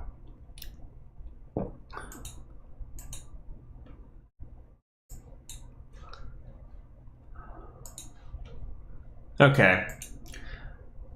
Oh, Mongolian throat metal techno. From what I heard, speaking of Mongolian throat music, I heard The Who actually put out something kind of recently, and I haven't listened to those guys in a hot minute either. And throat singing is something I really can't do.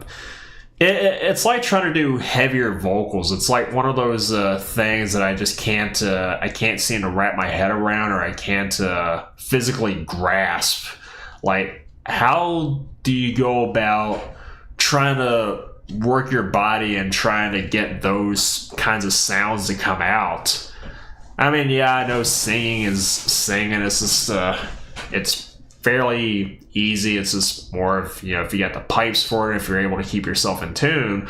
But some of the extreme stuff, like the throat singing or the harsher vocals and stuff, that's something I've never been able to figure out. And it kind of sucks because I really wish I could do heavier vocals. And I really wish I could write lyrics. And if that'd be the case, I'd definitely make Enigma Protocol not an instrumental band anymore. God, there's just so many subjects I could probably get into with that. But, yeah, so this thing that I got pulled up here, it's something that I'm kind of dabbling with, or just started dabbling with maybe a few nights ago, and this is one that I'm really, really feeling out right now. And to be honest with you, this is a bit of a toss-up between this theme and another theme from the same game.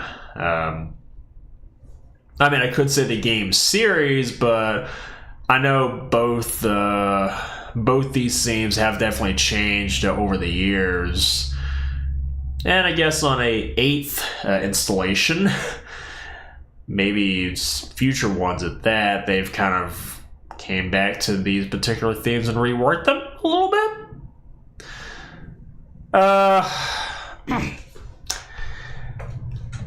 Let me get a guitar real quick and see if I can even try to play some of this stuff, which it ain't much.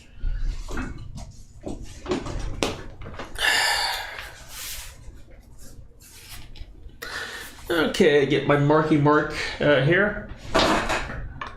Well, my Marky Mark 6.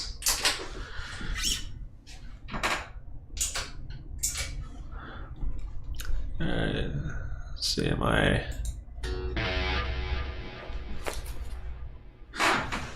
Wait, did I... Oh yeah, that's right, I got delay and reverb and all that other kind of stuff on the Helix.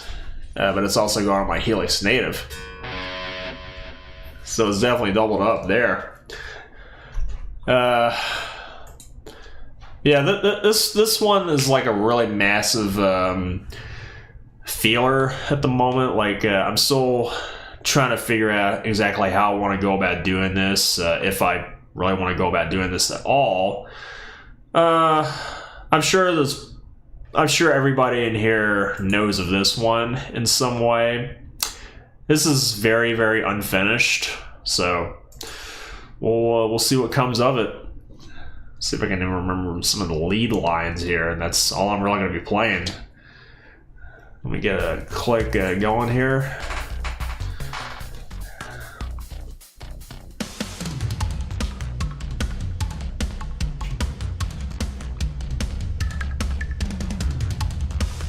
I don't know why, I kind of like this little side-to-side bit with the drums.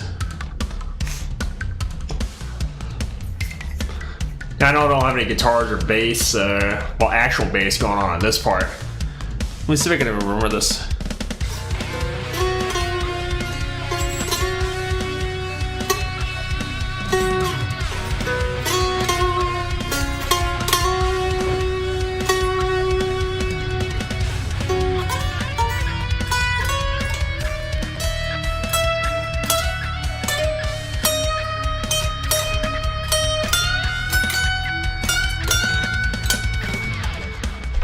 Oh god, I'm way out of practice on that.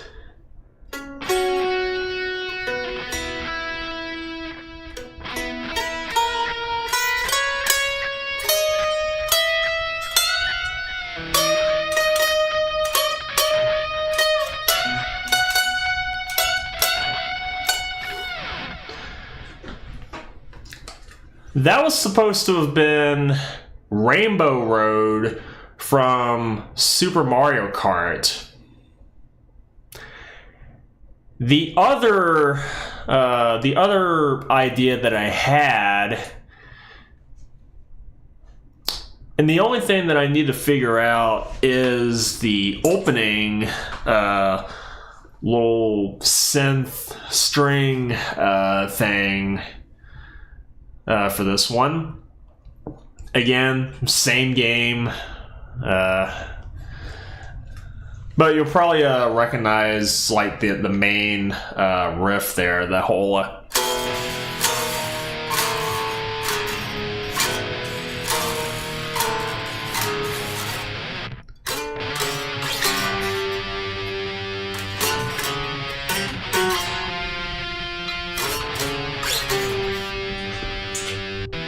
oh.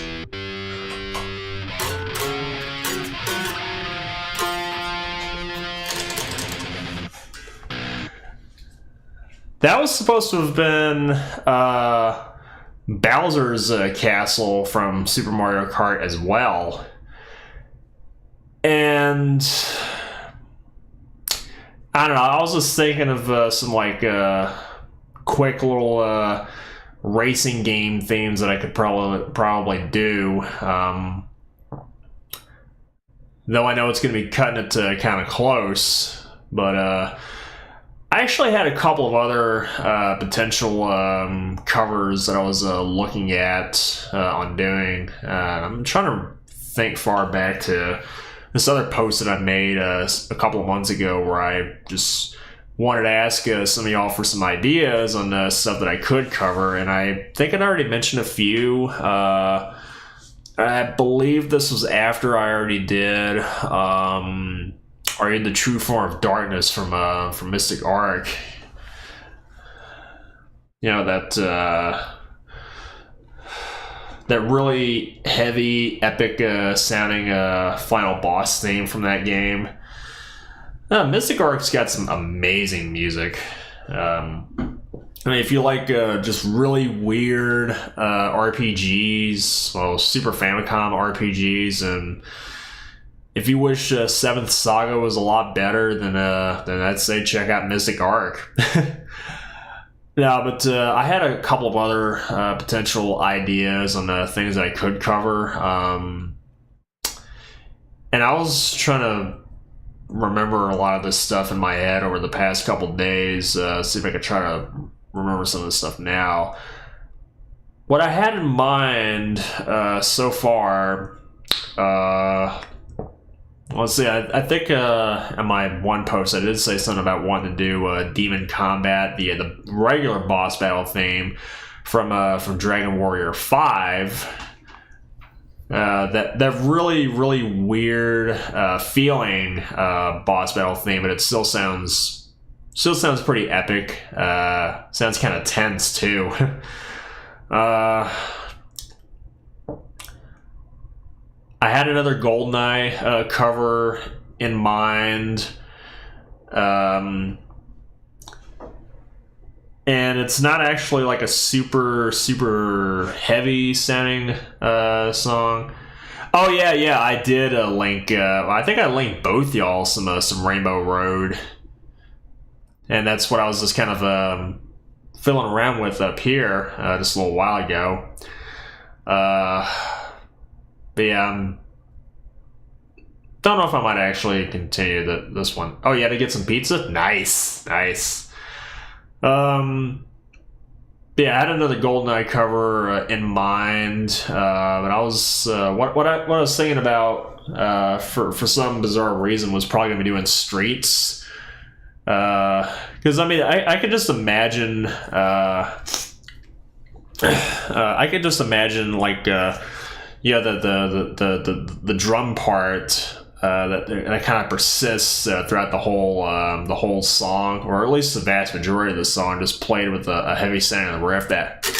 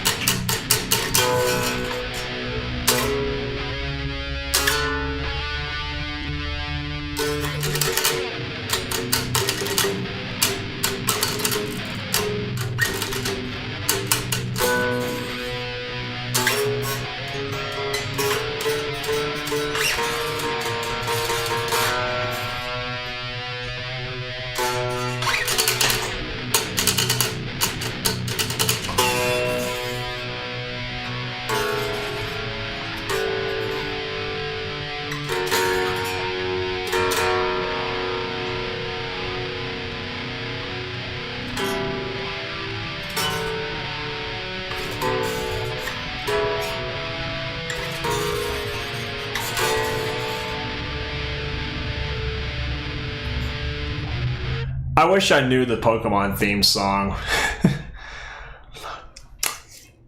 And another cover that I had, sticking with rare games, and I'm trying to figure out a way I want to approach this one. Would probably have to be Skedar Mystery from Perfect Dark.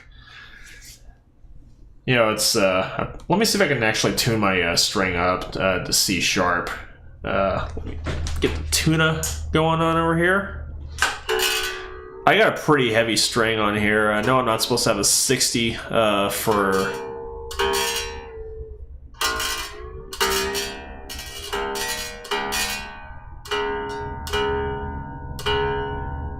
Okay. Check the rest of that.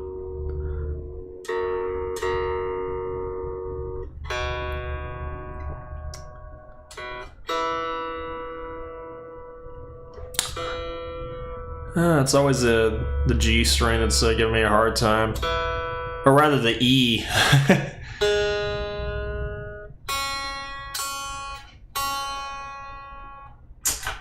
Okay, should go for heavy duty ones. Well, believe it or not, this is actually the heaviest I've gone for this particular tuning. And believe it or not, when I play in drop B, I tend to go with like a 56 for the lowest.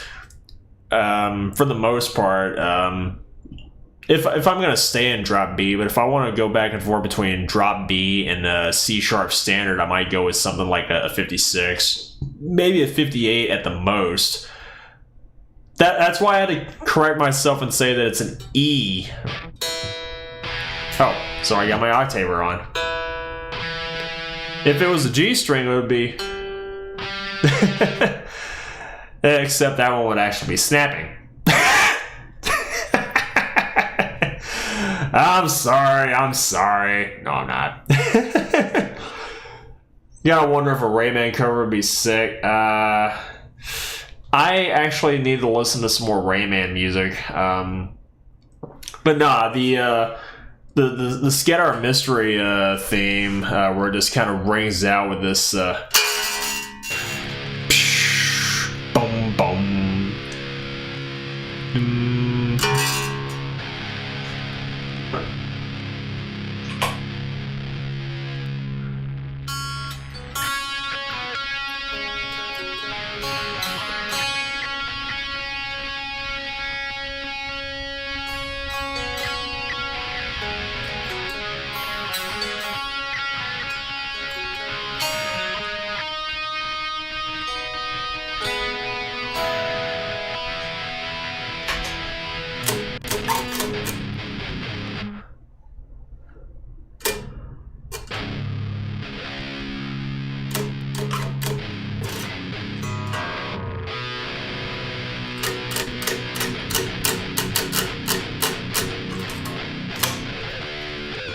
Yep, back to drop B I go. Anniversary edition replaced the soundtrack for legal reasons. Oh, yeah. But let's see. What else did I have? I don't know if I could actually get away with this one, considering that it's supposed to be a tie-in game, or tie-in game to a particular Disney movie. And no, it's not anything from The Lion King. Though I heard that game was like notoriously hard. I was probably thinking like Sid's Workbench from Toy Story. Just that second riff right over there, it definitely has this sort of like diminished death metal-ish feel that.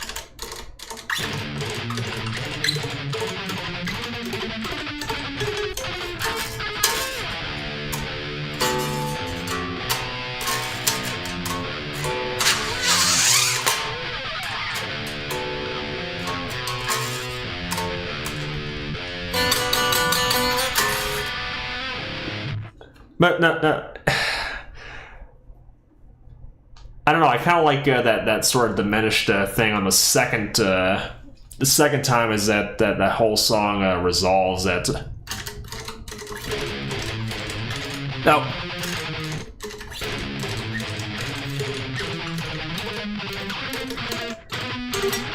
Or however that goes. I don't know why I think there's maybe a few themes from the Toy Story game, or at least for the Super Nintendo one. And my thing is starting to act up. Yay. I hope you guys can still hear, at least. What if Grant Kirkhope and Mick Gordon collabed? Oh, dear God. Imagine, was it Doom 2016 style, doing some Perfect Dark stuff. Like, could you imagine, was it Deep Sea sounding just absolutely vicious?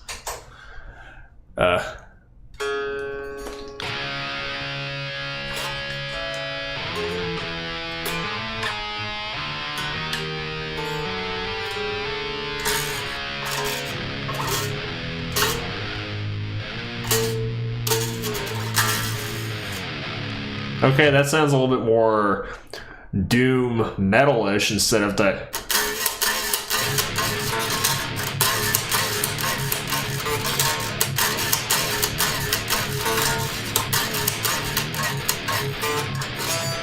Or whatever it is that Mick does. Doom 2016, but in Banjo-Kazooie style. Oh, God. Chug Tilda.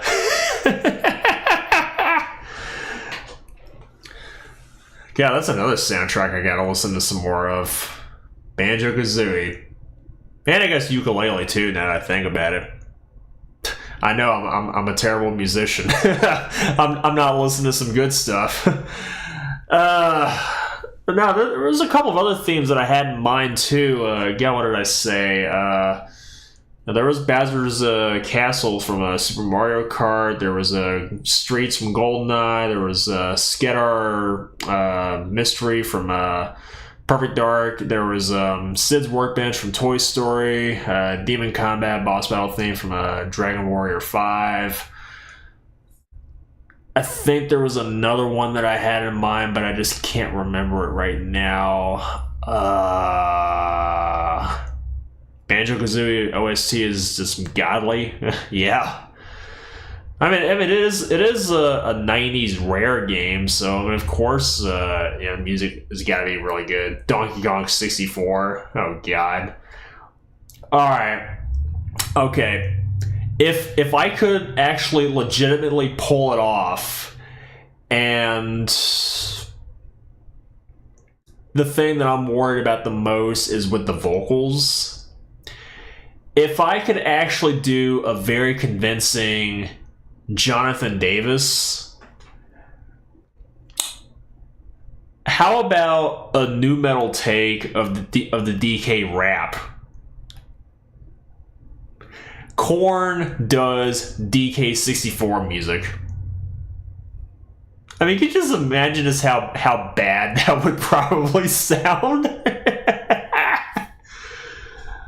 Well, I mean, I actually do have a little turntable thing sitting right next to me, but I gotta figure out how to work it, because yeah, I think I might have said something about this in a past stream.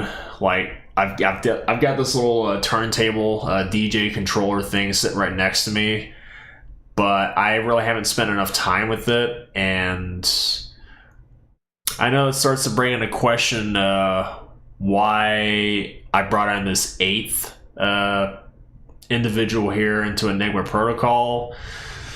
I don't know, maybe I was feeling some mushroom head at the time. 2 vocalists, 2 guitarists, a drummer, bassist, keyboard, and now I'm thinking about having a fucking DJ. No, but no, I just kind of felt like I needed to even out the lineup a little bit. Yeah, we were singing at the same time. Okay, if I could actually do Jonathan Davis style vocals, and even going as far as to do like the Freak on a Leash style scatting that he does, that's or whatever it is that he does. If I could actually pull that off. Oh, no, Sid's coming with me. No, but that whole situation is just a mess. But no, if I could actually pull all that stuff off, then I don't know, maybe the Donkey Corn thing might might be a thing.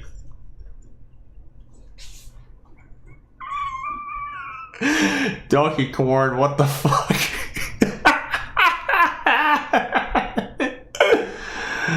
Oh god,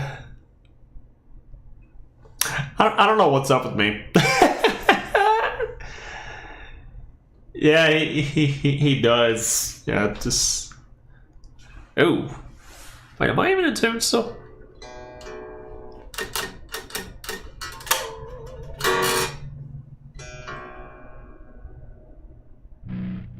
Okay, I'm in tune now.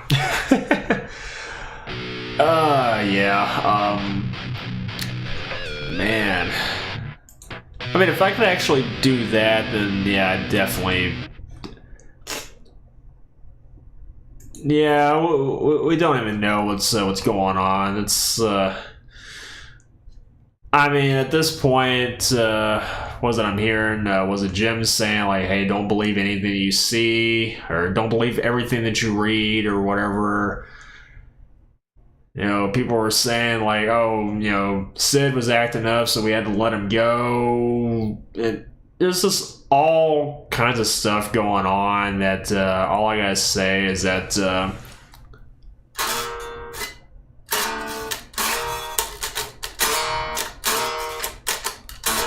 it's all about that he said, she said bullshit.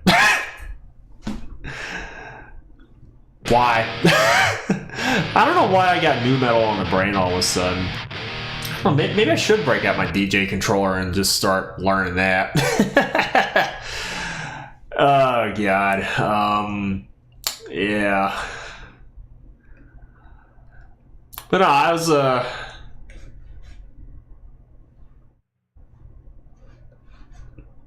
Oh, I missed something earlier during my whole teacher moment. What did I miss actually?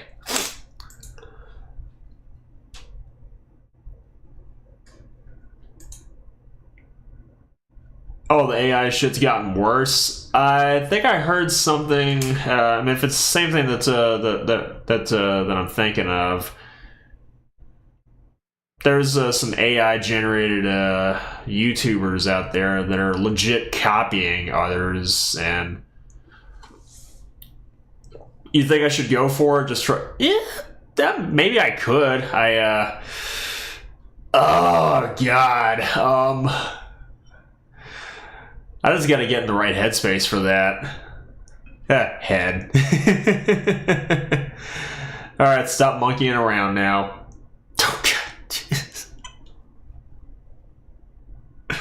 Oh God, I'm gonna have a field day with this.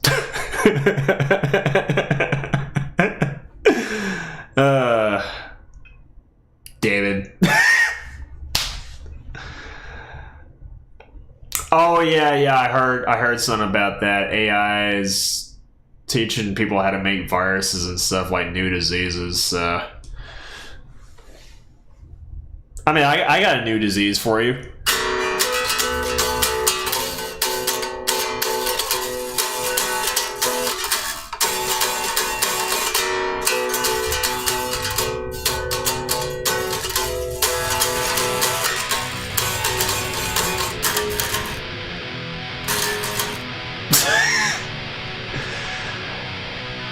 I have not played a Spine Shank riff in a hot minute, and I love me some Spine Shank. Underrated as hell. Very, very underrated. Johnny Santos is a damn good singer, I'll give him that.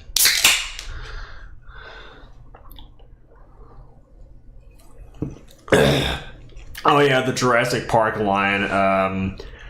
I'm trying to remember how he says it word for word, but I'm just gonna paraphrase it. It's not so much the fact that that it should they shouldn't be questioning on whether or not they could.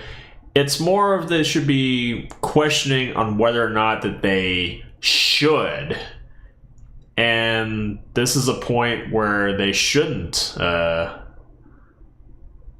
In this case, he have not heard Spine Shake in one Chili Pepper record. I don't know. I mean, Johnny Santos and Anthony Kiedis might have something going on, or whatever the guy's name is that's fronting Red Hot. God, I haven't really listened to that much Red Hot Chili Peppers in a while.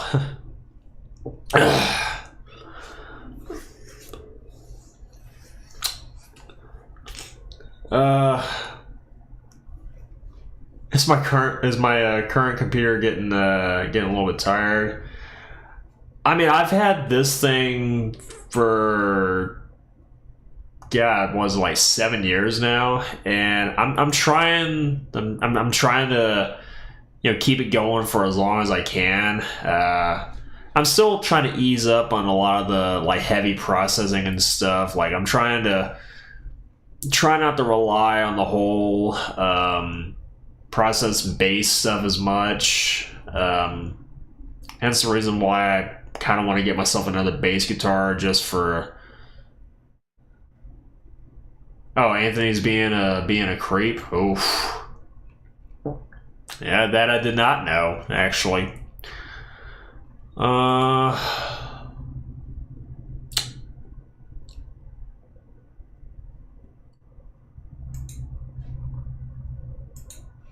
That I did not know. Ugh, man.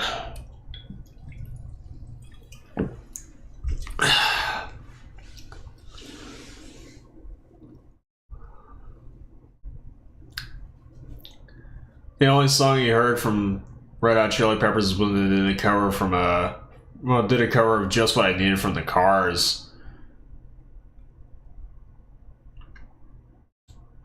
Oh, he did a book? Okay, I didn't know that, actually.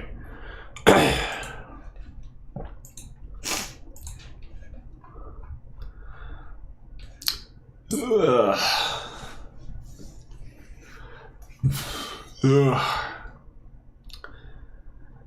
Ugh.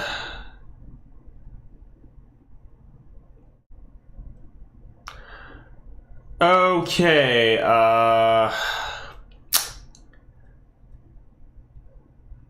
actually, no, now that I think about it, I mean, we're, 2026 right now? I mean, it's not so much I'm just going to be asking how come I haven't heard of anything about this. It's more so of, I'm surprised that people aren't really talking about that. Or maybe this is something that's been going on for a while, and, I don't know. In his 40s and 50s, yeah. Yeah, maybe there is something going on. Just trying to keep under wraps. But yeah, who knows? I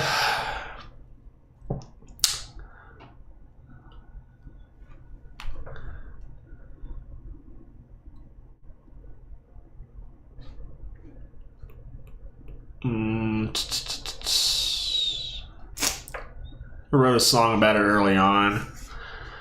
Well, I mean, it can't be any worse than was it one song that the Kid Rock did some time ago? I think it was was it Cool Daddy Cool or something other? Where I believe there was a line in there that said something about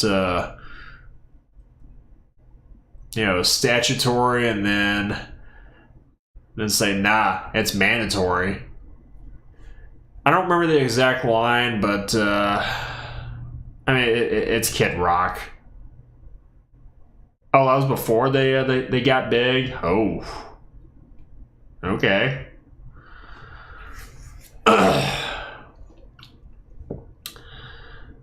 But, yeah. God, I know this whole stream has just been me just doing nothing but talking and just rambling on and on and on about all kinds of stuff. Had to get my neck kind of moving a little bit. Now I gotta get my legs moving a little bit too. Actually, I might as well just put on something in the back here. So yeah, I think I said I was probably working on some new Enigma Protocol stuff. Oh, you think that's why that Mike Patton hates? Oh. Yeah, that probably explains why both Faith No More, Mr. Bungle, Tomahawk, and God knows how many other projects that man's got going on, why he really doesn't want to tour or play with Red Hot Chili Peppers. In fact, I think... Okay, I didn't know it did that. It's weird.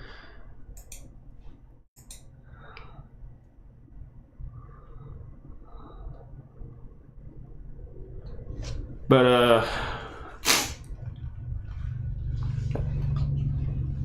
oh yeah, I mean, we gotta have something going on just to keep this whole stream going. But, yeah, I thought I heard something like way early on that both Patton and Anthony just kind of hated each other, but I didn't really look into the specifics as to why. But that's been brought up. I think I kind of understand it now. But I think I said that I was wanting to work on some new Enigma Protocol stuff. I've kind of got some ideas going around right now, but this is something I'm still kind of feeling out right now.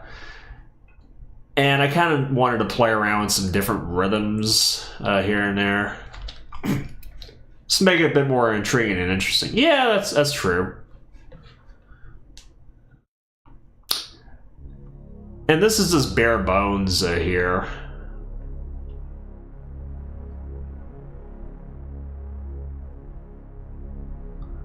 You have a nice little driven guitar bit in the back. Kind of Machine Head-like almost.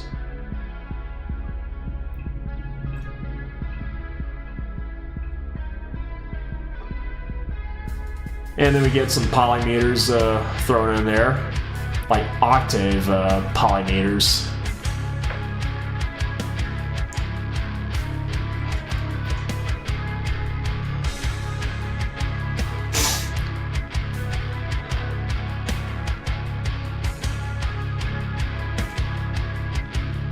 Oh, this is definitely getting to more Machine Head territory, like Elegies. You haven't heard early Red Hot before they got signed?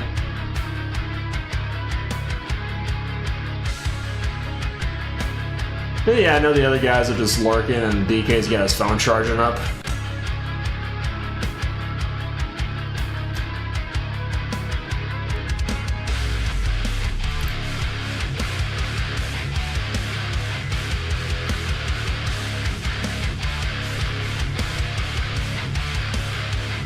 He brought Cell Dweller was in a bit of a kick. Oh, okay.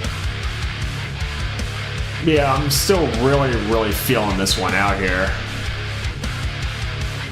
Yeah, I think this little section, when I get just the regular guitars back in, I kind of had this little lead idea going here, but I haven't actually tracked it yet. The song isn't. Oh, that song about Anthony getting high with someone in high school or whatever was before they got signed. Ooh, okay. I gotta wonder what record exec looked at that and was like, I don't know. Do you think we should just sweep that under the rug or something? I don't know. It's a wild guess or a wild assumption, I know. But yeah, I mean that's just one idea that I had. There's another one. I think it might have been this one.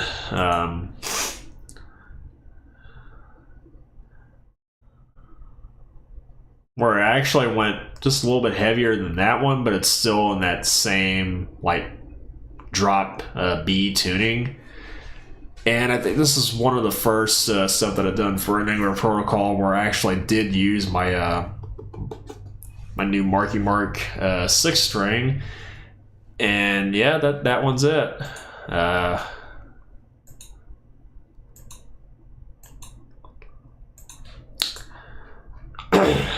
Should not talk about it. Yeah, that could definitely go in so many different ways.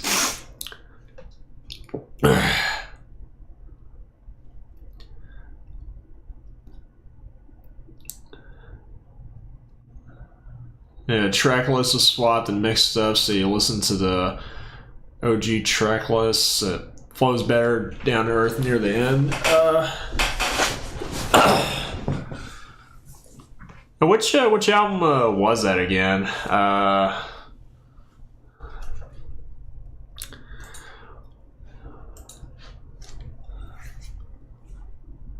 Oh yeah. I mean, I know that whole thing is a bit of a touchy subject there, but yeah, I think this song, this is where I kind of wanted to do some kind of a Nemec-ish stuff, or at least with the main riff, it's almost Nemec-ish, but still have End of Empires. Well, like I said, I gotta listen to some more Cell Dweller beyond the debut self-titled. I got a lot of catching up to do with Cell Dweller and Circle of Dust, and I think about it, and God knows how many other projects that Clayton's got going on. He's a mad lad.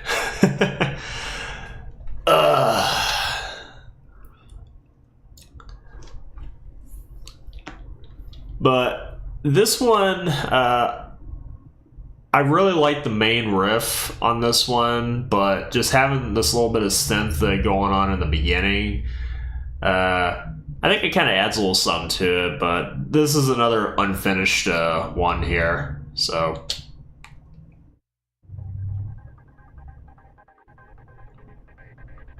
Clayton releases a new album, alright.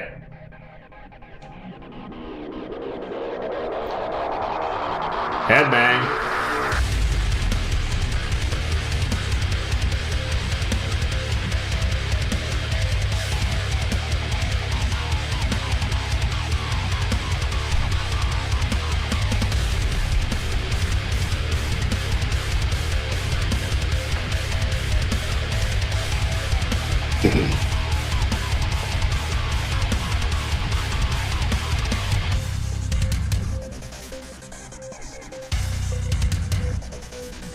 I really wanted this one to be a bit more synth-driven, but still kind of heavy and kind of groovy sounding.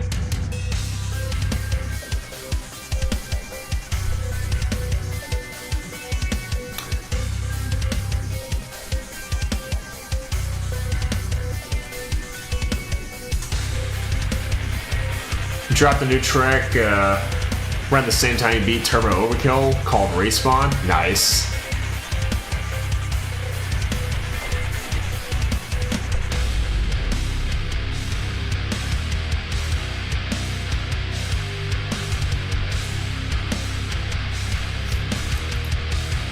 Yeah, this section I'm still kind of feeling out a little bit here.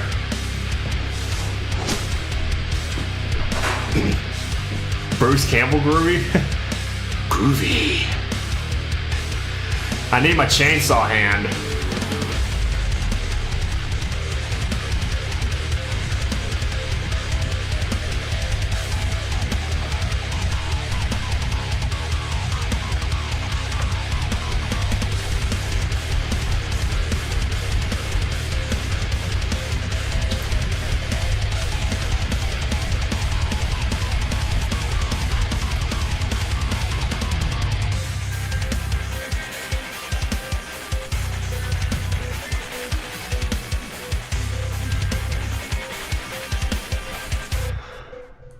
Chainsaw leg.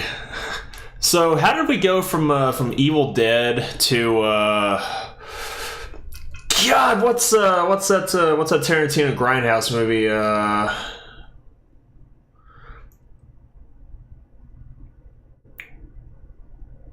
I think there was a chick that had a chainsaw leg in that one. I think it's Death Proof.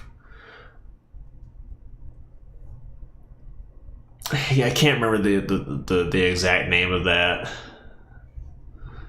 You mentioned chainsaw leg, and that's what came up. It's another movie I haven't watched in a while. Speaking of I don't know if I really want to consider it Grindhouse, but Machete. Yeah, the Danny Trejo classic Machete. Turbo Overkill. How's if you don't mind me asking, how's the music in Turbo Overkill? Chainsaw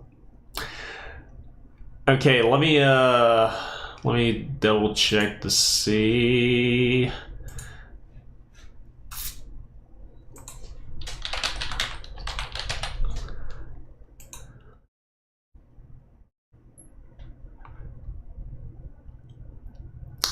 Okay, cool. I've got until August the 10th to actually get this while it's still on sale.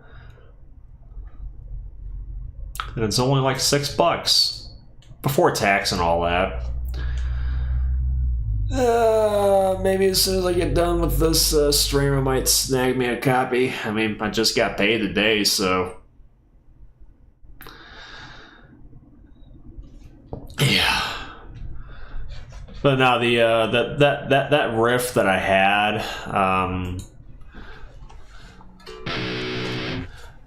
that riff that I came up with, that main riff, that whole.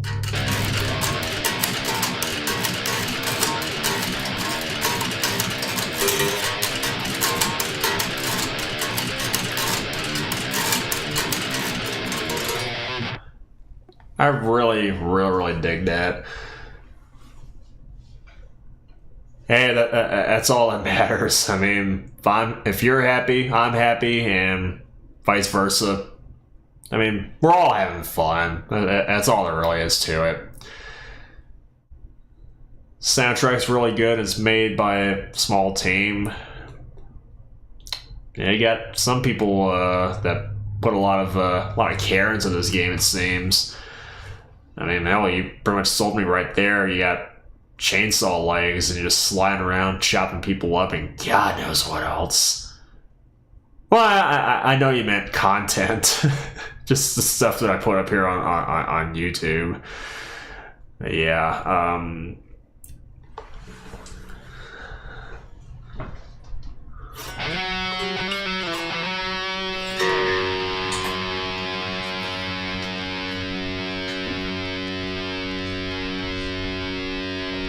Oh wait, I'm still on my lead channel. That's right. I was wondering why my stuff up button that one going off just right.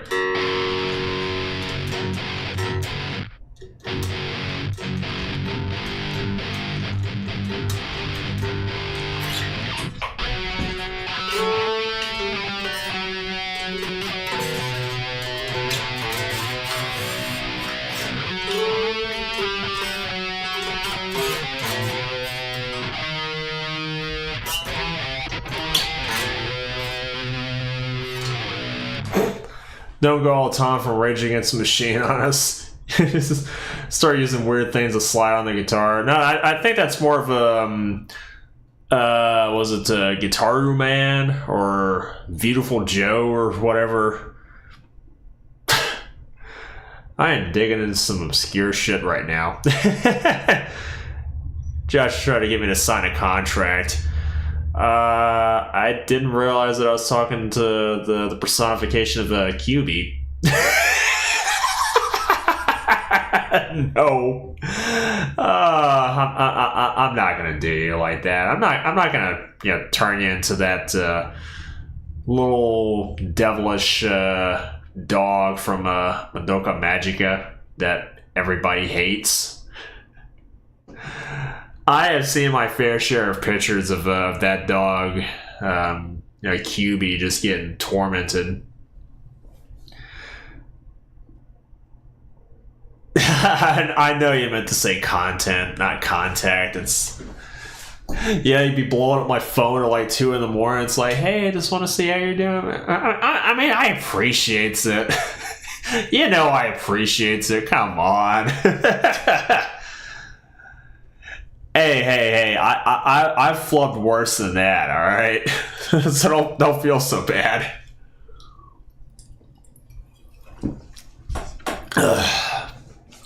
Damn.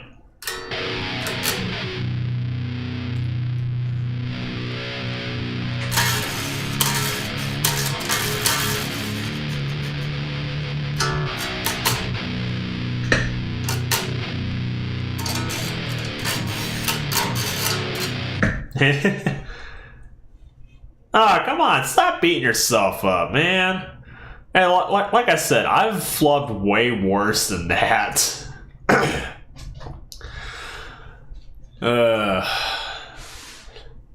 Excuse me.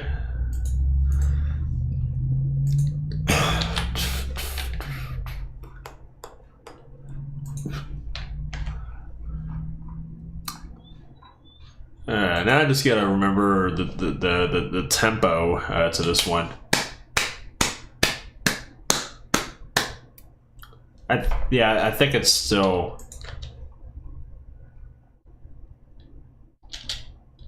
Yeah, 150 sounds about right.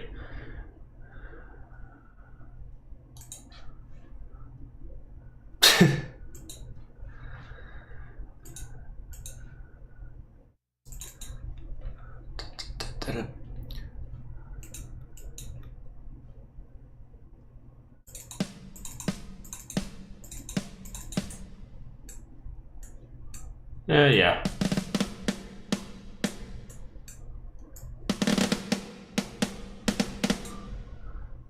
Yeah, we've all said some stuff before.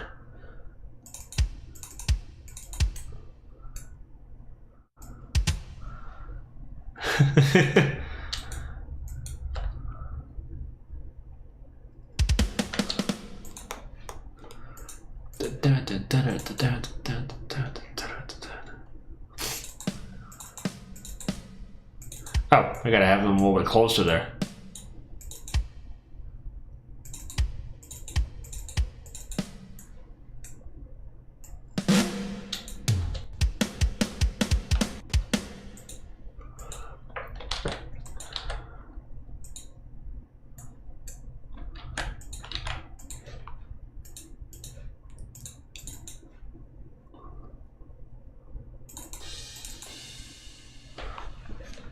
Actually, let me turn the buffer size up a little bit. Okay.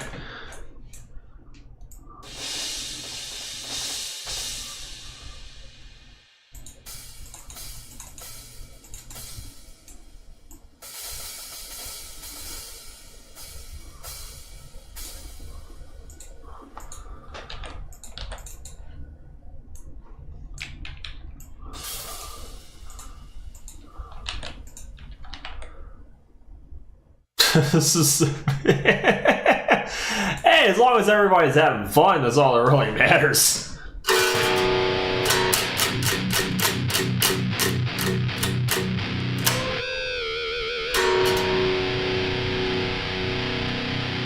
You know, I think I got a good sound that I could probably use there.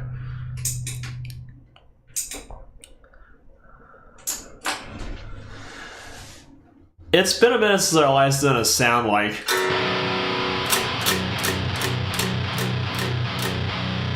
the classic chainsaw nonsense. Let me just play with this to see if it sounds right.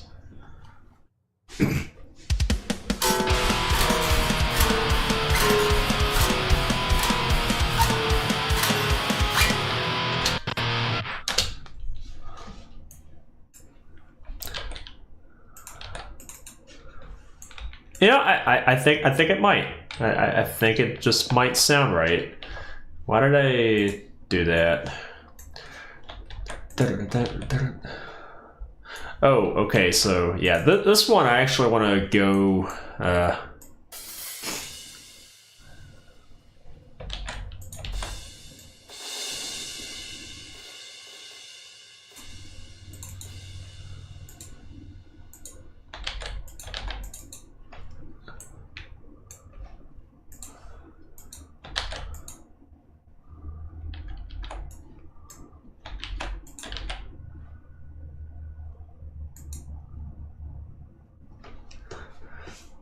You almost got the Doom Evercade. You check out, you just kind of backed out like, ugh.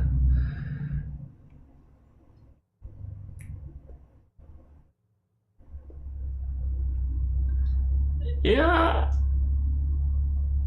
I mean, if you haven't already, could you send me a picture of that in Discord real quick?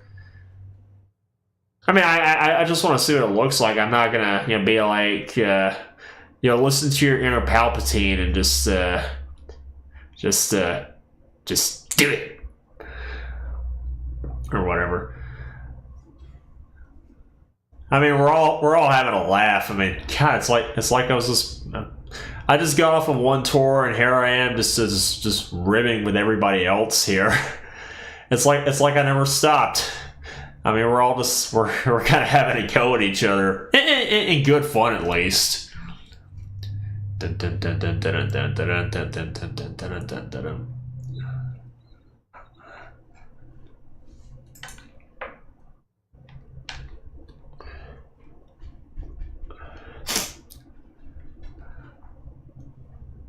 Oh, it's sold out already? Ugh.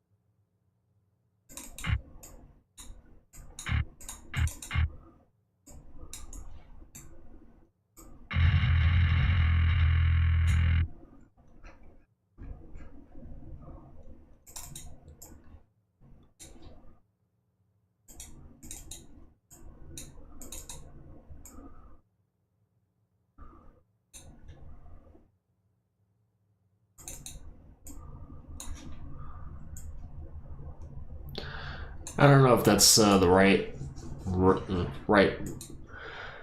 notes or rhythm or whatever.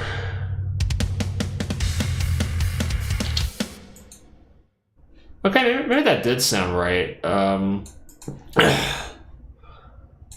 Okay, right up here. He almost said that to the oh, don't do that.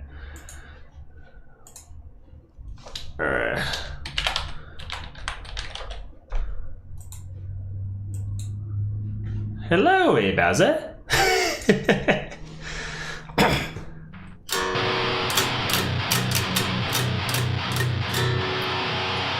God, that sounds so gnarly. I want to hear it in context with the rest of the stuff.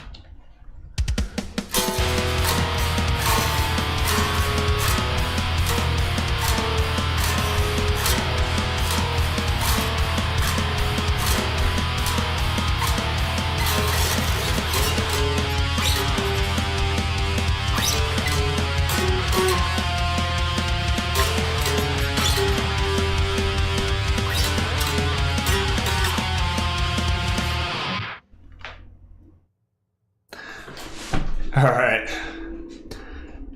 This is something I'm still really trying to feel out here, but goodbye to the synth bus, because this is going to be straight metal insanity. Oh, you think that sounds really good? Well, I mean, I just got started with this.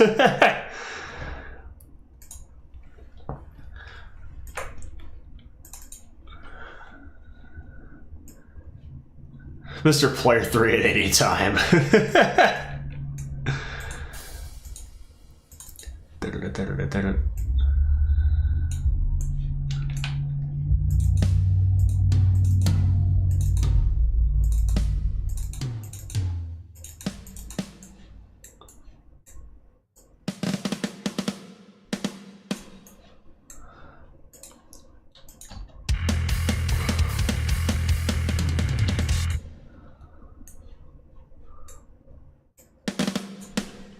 Okay.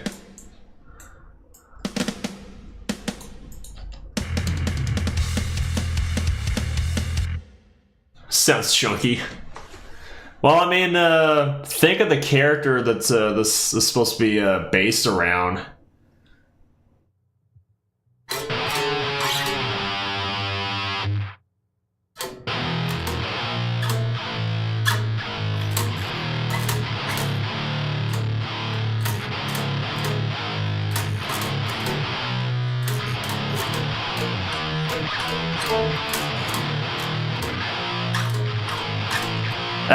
I can't remember how the original Bowser theme is supposed to go in Super Mario World. Makes me want to do the attack crab. Oh god, the crab core. I'm supposed to be doing Chugahonis, not Smokeahonis. I think that was that song where they had the whole crab core breakdown headbanging thing. Oh my god.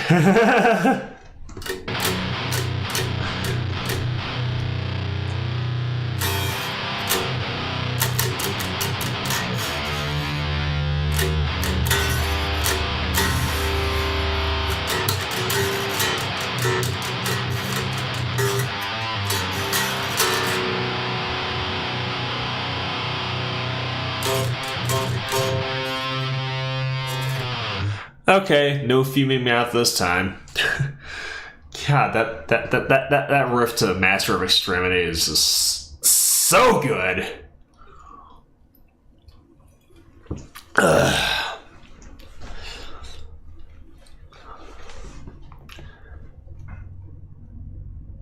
Oh wait, you know, why did I even Bowser throwing big metal balls at you? He's got balls of steel. God, I can't even do that right. Okay, let me just undo a few things here. Actually, let me do this. Let's bring up. I think I did that. And that's probably... No, wait. It's still there. We're good. Okay. Let me see, did I even... Sweet. Now I can properly save.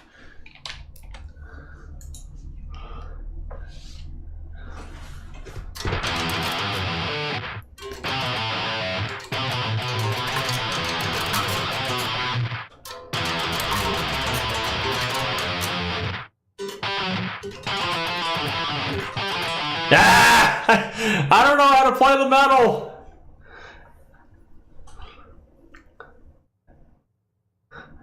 Mario can't destroy the metal. He is the metal. The metal will live on.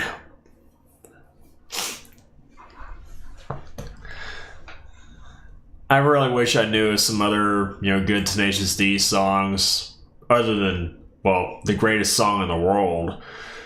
But it's not the greatest song in the world. It's just a tribute. Because I couldn't remember the greatest song in the world, no. This is just a tribute, oh, to the greatest song in the world, alright. And I totally butchered the the lyrics to that. Sorry, Jack.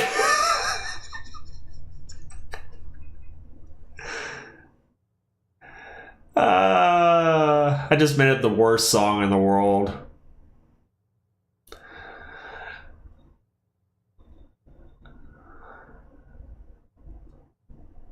Des Toys. Oh yeah, that reminds me. I still gotta order that new Devil Driver album. I almost forgot about that. Oh, what's actually really good? What, the joke or the attempt at singing or something? I don't even know. Is it the worst song in the world or is it just a tribute? I honestly can't tell you.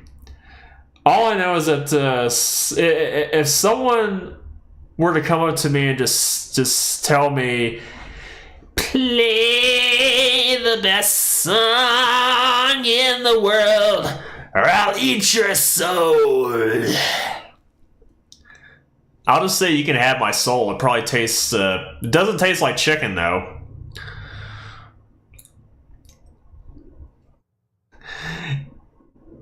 And I realized that was not a very Goblin-esque kind of vocal style. It sounds more like a really cheesy, like low-range power metal kind of vocal right over there. You're goofy right now. You're hyped up on caffeine. You're hyped up on caffeine.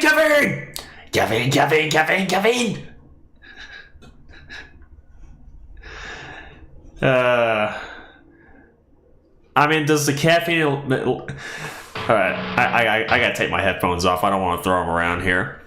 I mean, does the caffeine at least make you go... caffeine in your Mountain Dew? Caffeine? An espresso? Caffeine? Got you wired? Yeah!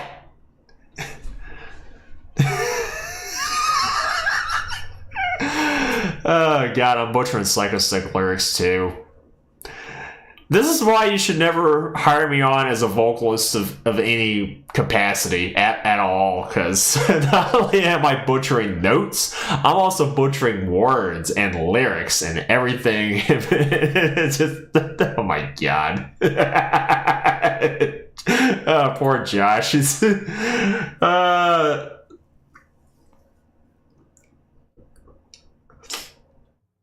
Oh yeah, you're was it, you're burning a pot of fresh coffee? Burning a pot of fresh coffee? Feeling fatigued as you're waiting? Feeling fatigued as you're waiting?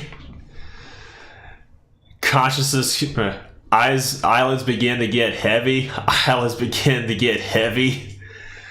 Consciousness gradually fading. Consciousness gradually fading. Ding! Ah! Kevin, make me go, ah!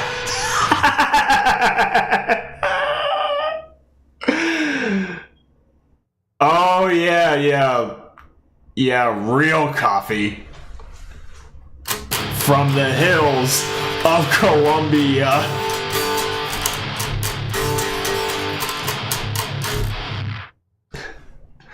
I really wish I knew some Death Clock riffs, and I'm not even on the right tuning for that. It's the funniest we've been on all stream. I mean, I honestly, I don't know if this is like a byproduct of my time on tour there, where I was kind of having a go at some of my bandmates. All in good fun though. You totally knocked the stream off the tracks. You're gonna make it careen off the cliff now. Oh, come on. The wheels already fell off of this thing when we started. I think someone might want to check up on Josh. He's, I think he's losing it. Live vocals for it. Brutal. Yeah, it's already psyched up on caffeine.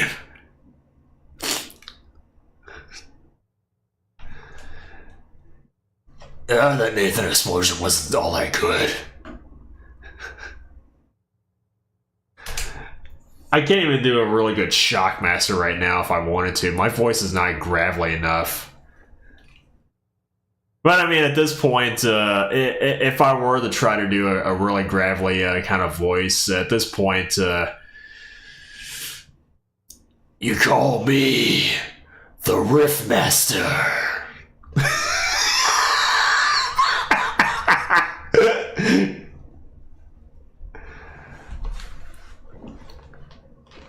Oh wait, you say you're dying from laughter? Hold on. You dying from this kind of laughter?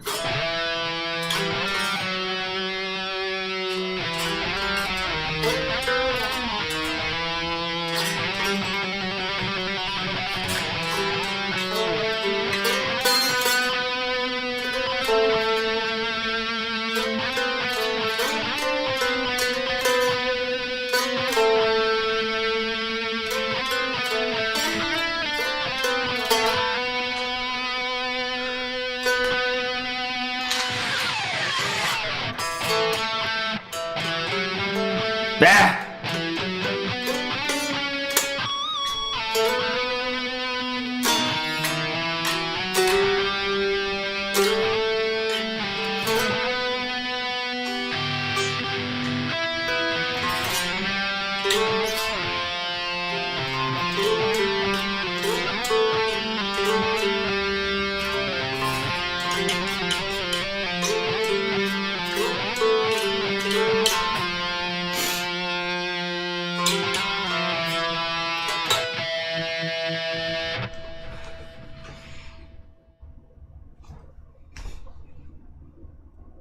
Y'all know I had to bust out the main lead to PS4's Laughter.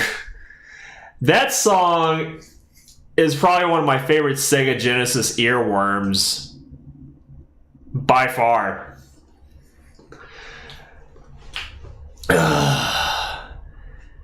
If I didn't already do a 2.0 of that, I would definitely go back and redo Laughter any day of the week. I love that song so much.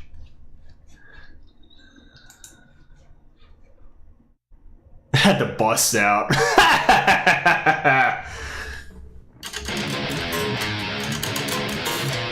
Ah!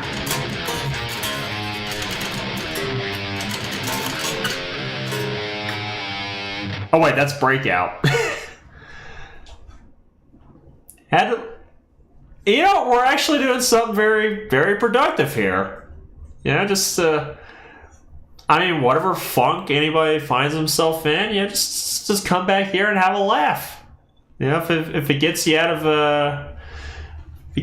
that bad place, then hey, I feel like I'm doing something, you know, good. I mean, I know it seems like there's really not that much happening on stream right now. I mean, I'm just kind of bullshitting with you guys and trying to do some music here.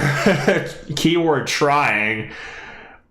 But I mean, honestly, you guys are just making this way more than it actually is. Not in a bad way by any means. I mean, we're all just hanging out and having fun. I mean, that's, yeah.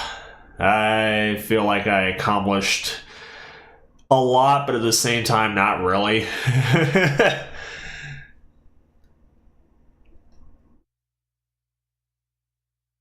Oh God. That is one thing that I will never understand for the life of me. Like, ever.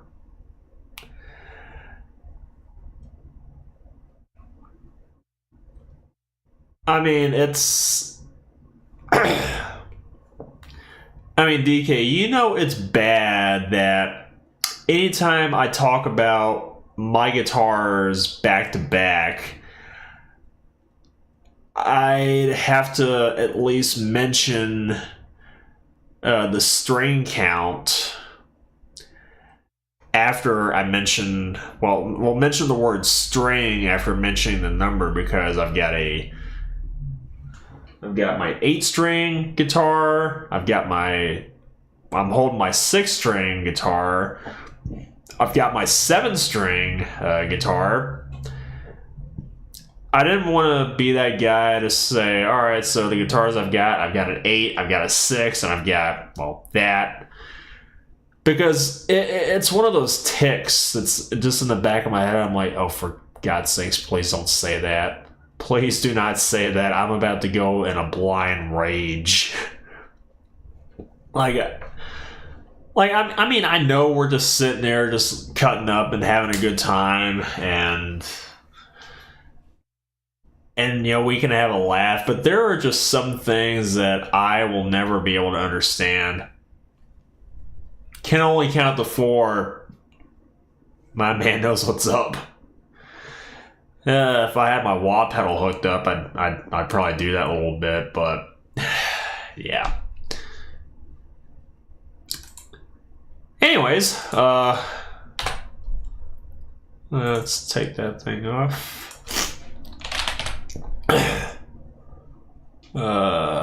Triton Extreme.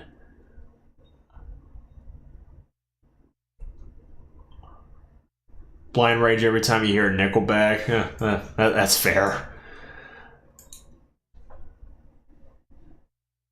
Yeah, there are some bands and stuff that I, for the life of me, will never understand.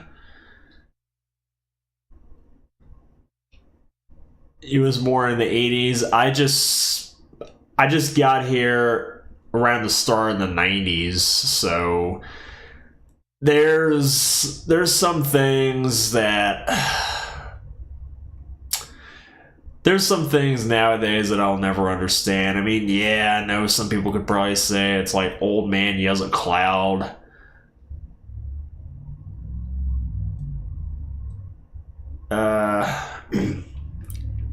Kind of thing, but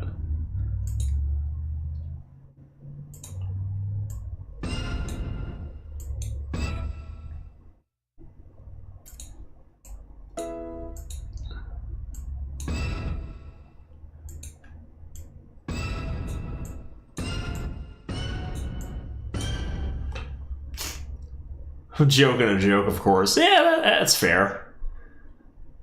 You know what? I think I could probably go for, well, the minor hit.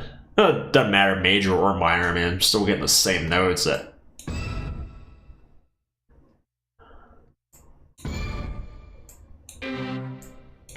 Okay, maybe it does kind of matter.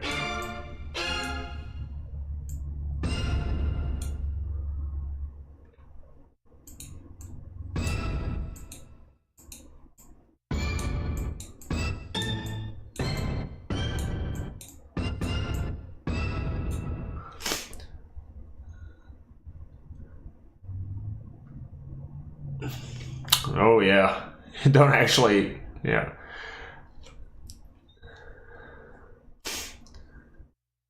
It's not transgression. Yeah, it's definitely not, transgression. Okay, you know what? Since DK, said that The State is a Nickelback's only really good album, I'll go out on a limb and say that there's maybe like two songs from Transgression that I actually do kind of dig. I would say it would be Spinal Compression and Moment of Impact, and that's it.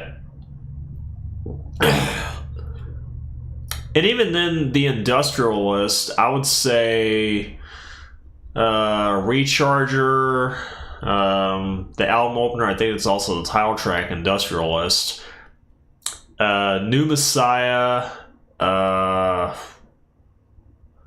Disassemble. I mean, yeah, I know I named off more favorite songs compared to Transgression, but yeah, there's a lot on Transgression where I'm just like, I really don't know about that album there. I mean, aside from the fact that I really don't like the mix on it, I mean, the guitar tone doesn't sound all that great.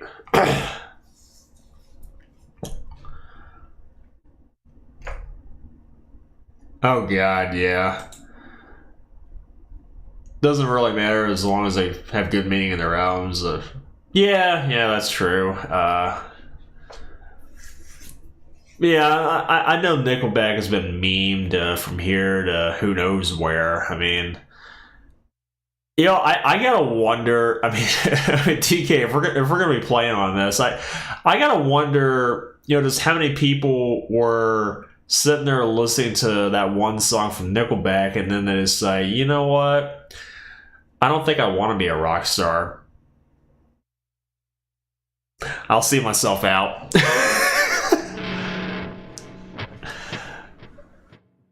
Oh god, I still got my delays and stuff going on. Okay. Ugh.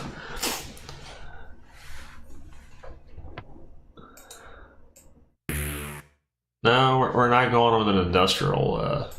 Maybe it's analog hit.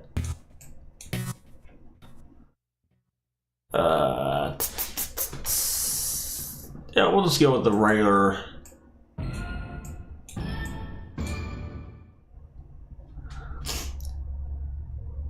Same with Limp Bizkit, but they actually embraced the jokes. Yeah. I think if I remember right, Wes Borland, I think he came out recently and said that I think with Limp Bizkit, we're actually starting to have fun with it.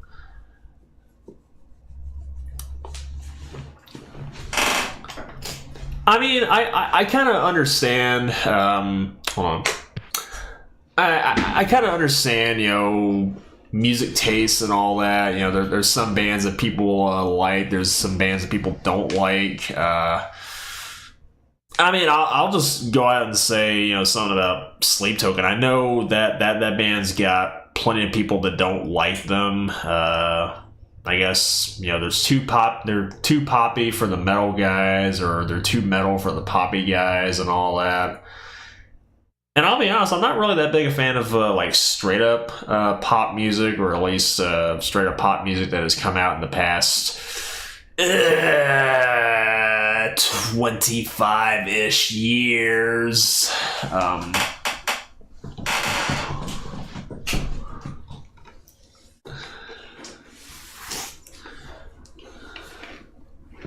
Smashing Pumpkins kind of felt like, I'll be honest with you, I don't think I've ever really listened to Smashing Pumpkins.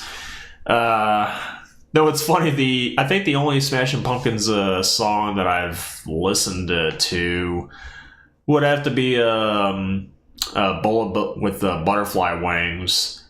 And I didn't even hear that from Smashing Pumpkins themselves. I actually heard Skin Lab doing a cover of that. Just hearing Steve doing the vocals with his low gruffness, that the world is a vampire, set the drain, something. With lower vocals like that, I can't project all that much. same with Creed because because the lead singer was oh my. Okay, Creed is one band that I can actually meme on a little bit, but you know what? Okay, Puddle of Mud. All right, I know Wes Scantlin. He's got his issues. I mean, Korn's got issues, but at least that issues is actually good. Yeah, Limp Bizkit's head back to the studio for the new album. First one since we lost Sam Rivers. Yeah, that still hurts. But no, Creed I can meme on. I just gotta find whether wire warp on. Yeah. The meme one joke that I make sometimes, and I know it seems to be a little bit played out, is I know YouTube's probably going to shut me down for this, but I mean we're already having such a good time anyways. I'm just going to go ahead and say it that y'all are going to hate me for this.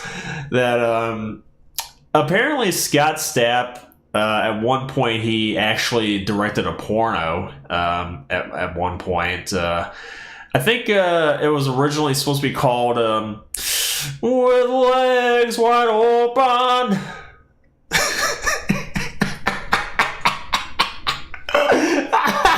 Oh my god, that is the dumbest shit that I've ever said about Creed. But I don't know why I just suddenly bust out laughing to that. I said that to one of my bandmates. I mean, he ironically likes Creed. Just listen to some of his stuff. I mean, yeah, he does listen to, and sings along with some of the hits here and there. But yep, I'm canceled. It's a wrap. Deuces. Don't worry, I'll be back under a new username in about a week. Oh, no, but I actually had that joke. I think as far back as like 20. God, it's been a long time. I think it was like 2013, 2014 or something like that when I initially thought of it. But I try not to break that joke out that often because, I mean, yeah, I know jokes and stuff like that do kind of lose, or they kind of depreciate over time the more and more you do it. It's got to be one of those tasteful jokes, or in this case, tasteless joke. But no, Puddle of Mud. I know that Wes Scantlin has had his issues. I think he got locked up a few years ago. Honestly, I really can't listen to Puddle of Mud without thinking back to their Unplugged performance where Synthetic Ecstasy winner. Yeah. Ryan Synthwave guitar. Yeah, might actually check him out, see what he's all about. But I mean, yeah, I do dig me some synthwave every now and then.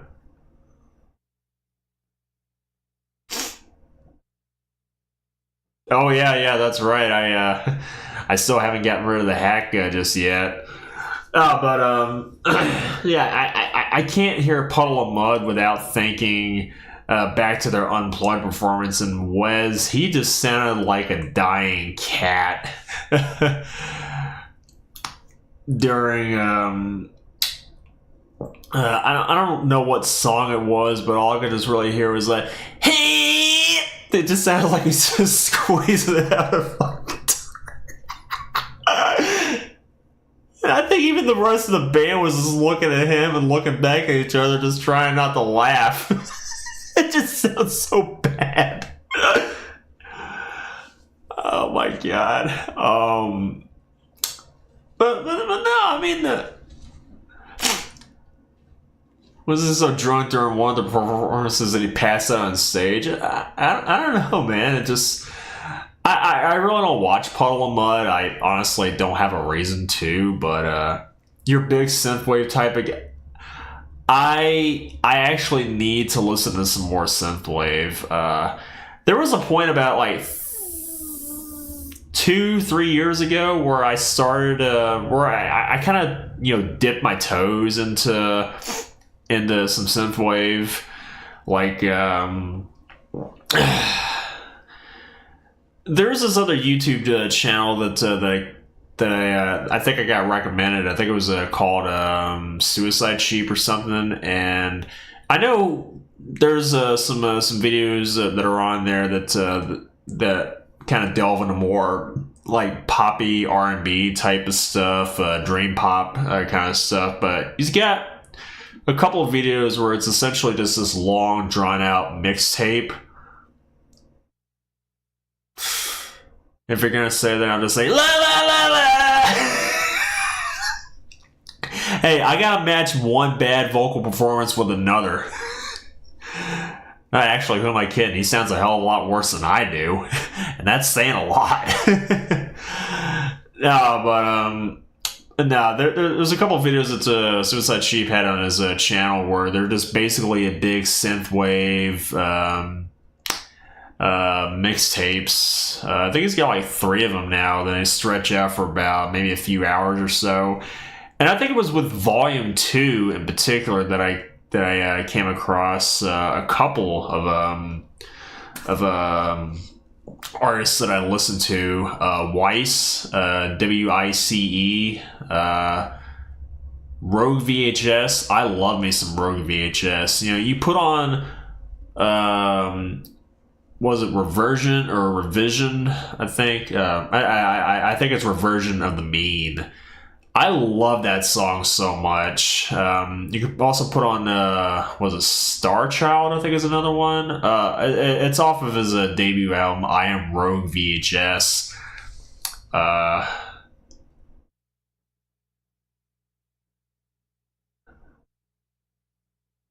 Rock to Rocks. This is making excuses. Ooh, okay.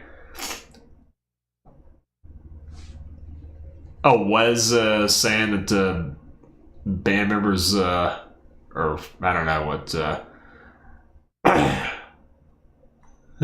he was sober, he said. Oh.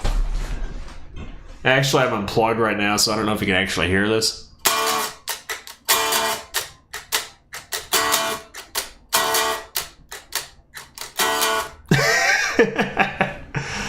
Oh god, I remember one of the last bands that I play in, and I was actually playing bass for them too. We was doing some grunge type of stuff. Anytime a Tool gets brought up, I always have to play that main bass opener to Sober every single time. Either that or the little bass noodling on Schism. Actually, is one of the bass still in tune there? No, it's not.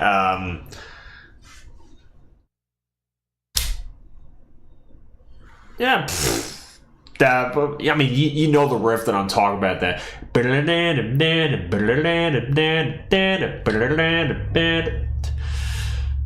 Surprisingly, that's the only Tool riff that I can actually play kind of decently. But even though everyone hates them, try to find the songs that are very emotional, going back to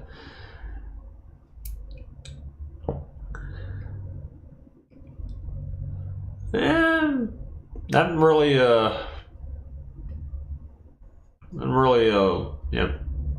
looked at it like that, but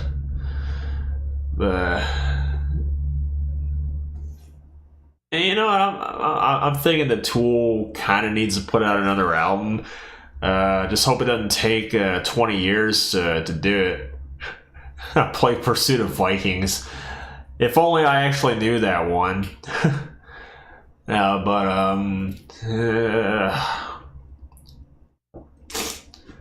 yeah, I mean, I get that was it musical tastes and whatnot vary from person to person. Like, there's people that like this band but not this band. I mean, that's just kind of how things are, and I mean, there's some bands that I'm like, I don't understand where the hate is coming from. But there's a few bands like, say, Puddle of Mud, where I can kind of understand where the hate's coming from because, yeah, Wes is not really in the best state of mind to be doing the kind of stuff that he's been doing.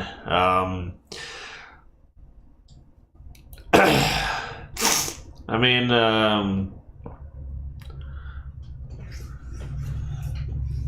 yeah, I can see Nickelback getting some hate because of, well, like, I think it was DK that just said it. It's like a lot of the songs just kind of start to blur together after a while. You're just kind of hearing the same stuff over and over and over again, just with the same chord progressions and all that.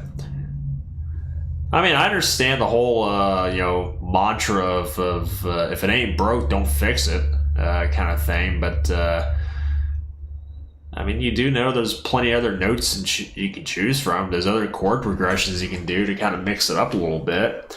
I mean, there's only so many acoustic ballads that you can do, or so many acoustic driven rock songs you can do before people start being like, let's go somewhere else. It's been a blur, yeah. Hate comes from Loki. Stop copies me!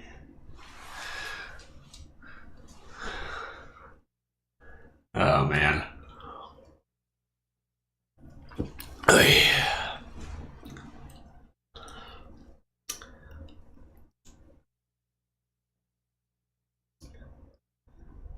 You don't know me, but you fucking hate me. It's been a blur.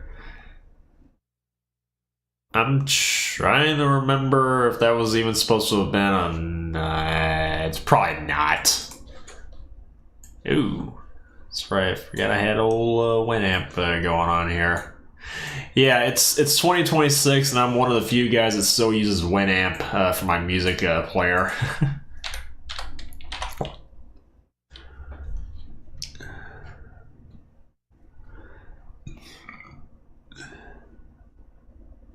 Oh, okay, yeah. Nine Inch Nails does have a song with... Oh, okay, Devil Driver. Yeah. Alright, I'll be back again. Another bathroom break.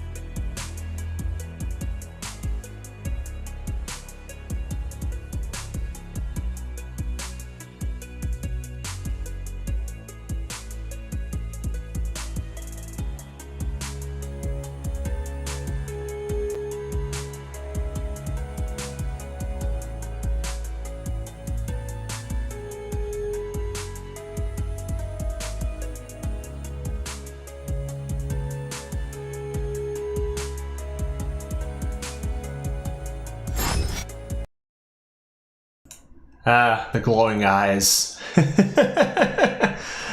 I mean, they're not all evil. I don't know, maybe Omega and Kai are kind of sinister looking. Maybe Delta too, I don't know. The demons. I have exorcised the demons. This house is clear. Losers?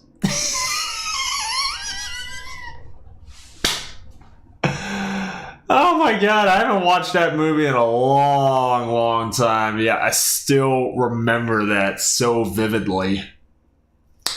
Jim Carrey is a national fucking treasure, in my honest opinion.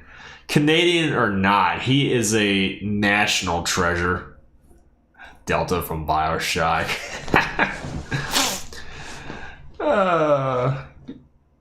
Oh, you're wearing your Beast album shirt? Nice, nice. Oh, that actually was a decent... Okay, alright. I mean, if you watch a movie for so many times for so long, you kind of start to catch on latch onto a few things. But I mean, honestly, now that I think about it, maybe before I went AFK for a little bit, I should have said something like, "If I'm not back in 5 minutes, just wait longer."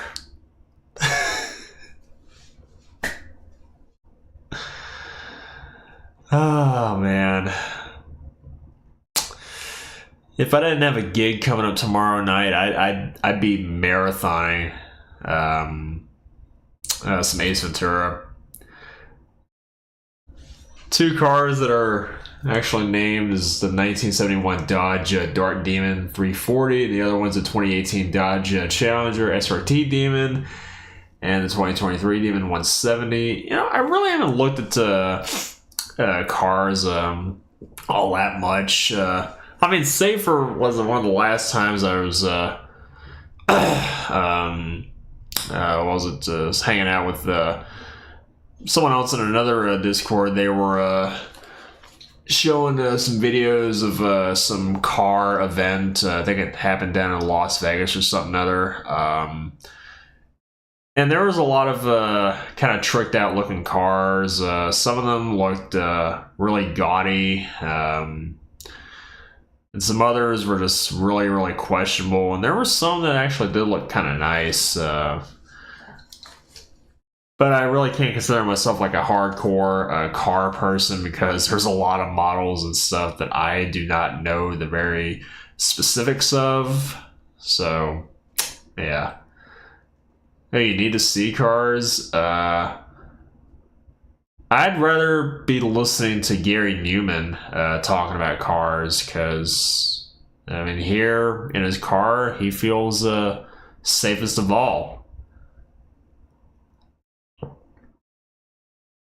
And I'm starting to think about leaving tonight because nothing seems right in cars. How many songs have I pulled out in this entire stream so far? I mean, I've hit up, was it Faith No More, Tenacious D, a little bit of Pearl Jam, a little bit of Matchbox 20,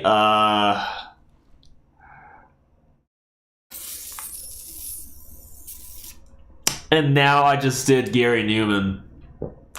I'm losing track here, guys. I'm really losing it.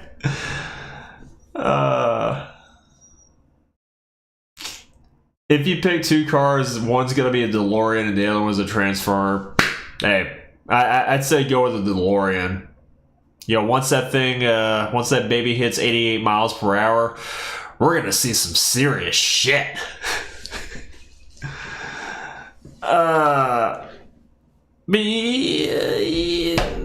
You know what I'm thinking of now that you guys are talking about cars. I'm trying to remember the exact. Oh, your friend Jerry. He was a really good friend of yours. He was a race car driver.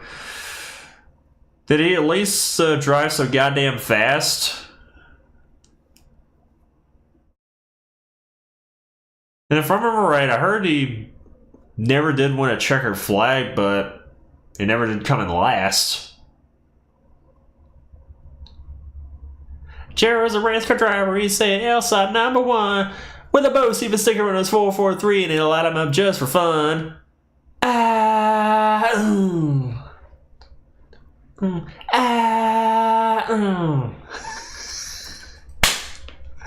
God, stop! Oh, God, you guys are setting me up. Actually, who am I kidding? I'm setting myself up for a lot of this. God.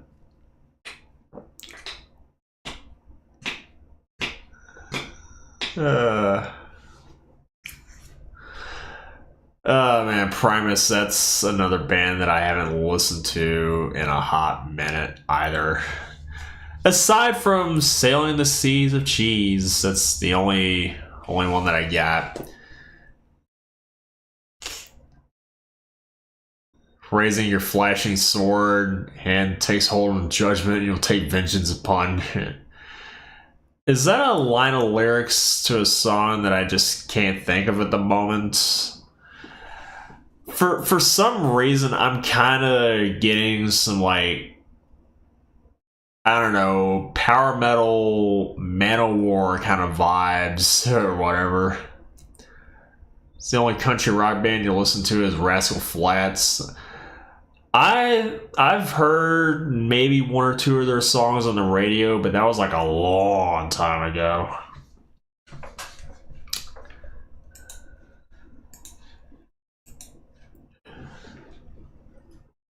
Oh, it's a line from Boondock Saints.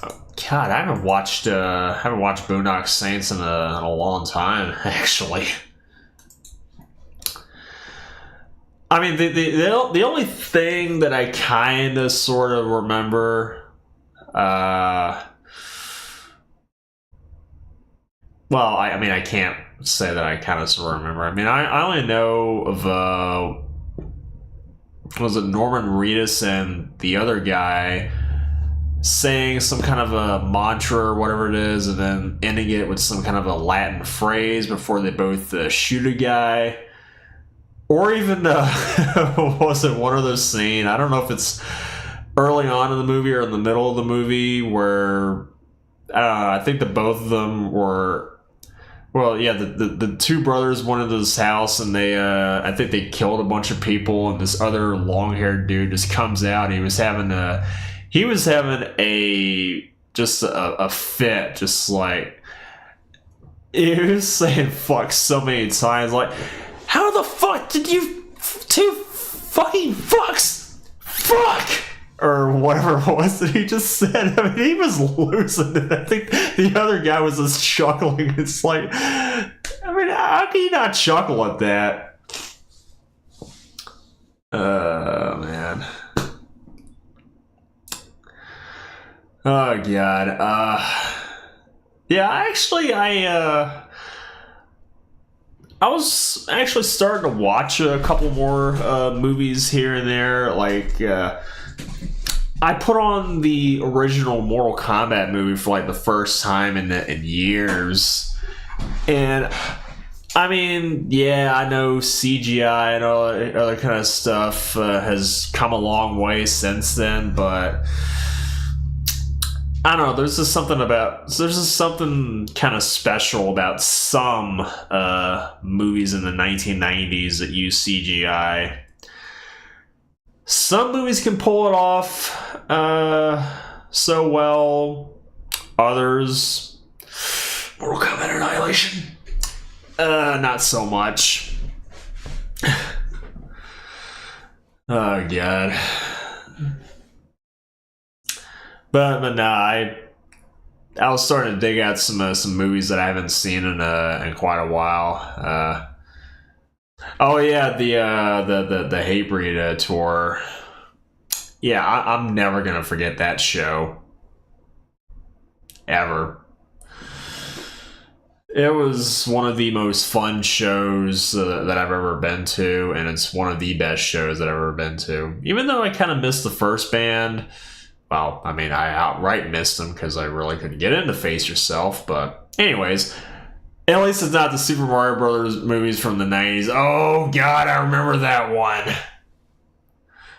Is everyone worn out from laughing so hard? You know what? I think this might be the highlight of my day.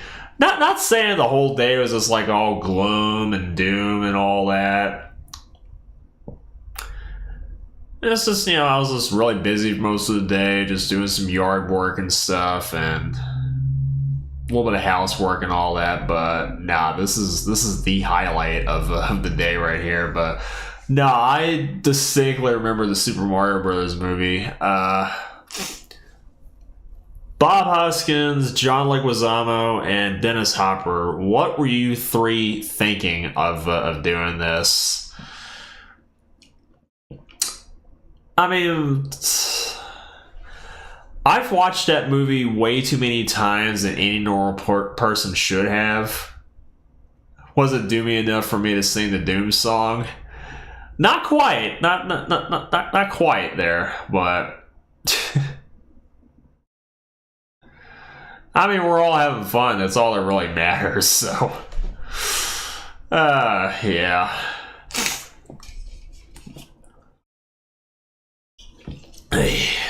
Yeah.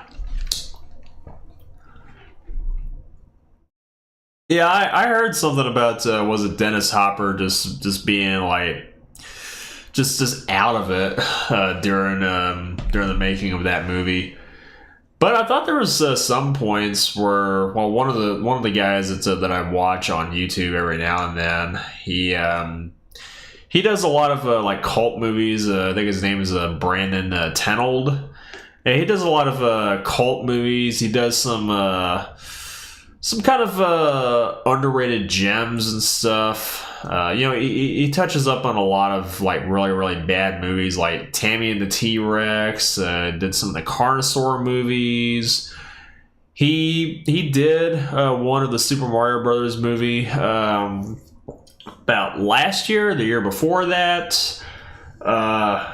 You actually own the DVD of the Super Mario Bros. Movie. Well, I mean, the most I had was just one of those bootleg VHS tapes. Oh God, I remember. Was it? And I'm pretty sure she still has all that, but I distinctly remember the last place that I lived at with my mom. The living room had three closets, and they were like really tiny closets. Like I'd say about a tenth of the size of the room that I'm in right now, since I moved all my music stuff back into my smaller room of my house. Well, most of my music stuff, anyways. Computer, my guitars, keyboards, and stuff like that. Yeah, one of the three closets in the living room had a bunch of VHS tapes that had some, all kinds of different movies and stuff on it, and I think it was because of that I got introduced to some movies and other series like.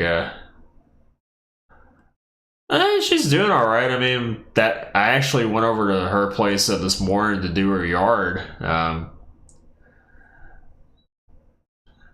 They drunk so much since the movie just to block it out. Yeah. Yeah, it was because of that stack of VHS tapes. It's how I got introduced to movies like. Well, let's see. DuckTales, Treasure of the Lost Lamp. I think Dirt Bike Kid was another one. Cop and a Half was another one with Burt Reynolds. God, that's... I gotta wonder what Burt Reynolds was thinking about that movie. Let's see. Under Siege 2. She didn't have one for the OG Under Siege, and I'm kind of thankful for that, because that movie still gets me. And I'm not saying that as in like, oh, I have such an emotional attachment to seeing Steven Seagal just absolutely fuck up everybody within a 500-mile radius or something or other. No, it's more of it's more of just some of the stuff that he does in that movie that I'm just like, oh my God, why? Oh yeah, that's right. The whole thing with the ant. Still sorry to hear about all that, man. But yeah. What other movies did I say? So Cop and a Half, Dirt Bike Kid, DuckTales, Treasure of the Lost Lamp, Under Siege 2. Die Hard, believe it or not. Yeah, I actually got introduced to Die Hard through one of those old VHS tapes. Let's see. Virtuosity with Denzel Washington and Russell Crowe. That was actually a bit of a guilty pleasure movie. It's cheesy as hell. It's a 90s movie, but my god, it's so much fun. What else? What else? I believe she also had heavy metal on there. Like the animated series Heavy Metal. And I think when I put that tape in and was watching it, that's when I saw at least the latter half of the final confrontation between the main chick and that mutant leader, where I think I told this story when I was doing a stream of was it the 8 Mega Man X games, or at least the main Mega Man X games. Well, actually, if I want to say main Mega Man X, I can't speak. Mega Man X games, I would say the 5 main ones and the 3 what ifs. But I think I had mentioned that particular scene in Heavy Metal where the main chick was fighting with that mutant leader, and it was one of those scenes that I was misremembering because I thought that the way she actually killed that mutant guy was putting his little hand chainsaw thing into his chest, or, well, okay, no, I don't think I said it was chest. I think it might have been like his head or his neck or something like that, and that's what killed him. But nah, I just ran that right into his chest, and then she caved his face in. That part kind of that part kind of did me in there. Not as much as watching like the last 10-15 minutes of X, another animated series from back in the 90s, I believe. Because all I remember from that was everybody was dying in that movie. Like, I saw some woman getting crucified and then having a wire going right through her neck, and it just, her head started slowly sliding off.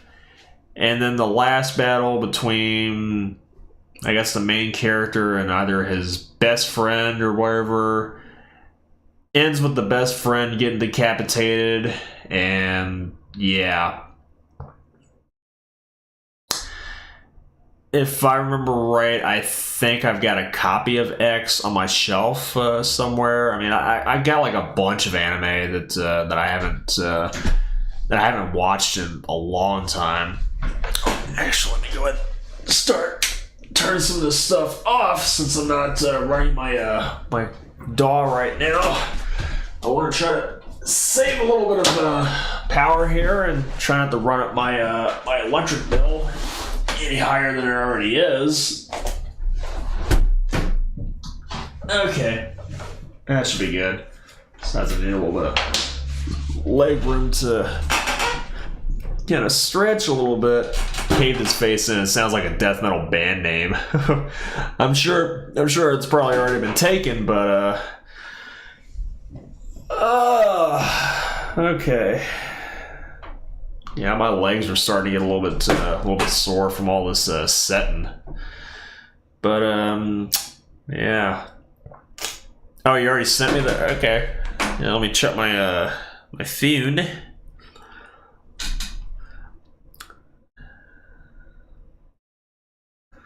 Oh yeah, I got that thing that you sent me there, and well, they want $400 for that. Okay, I mean,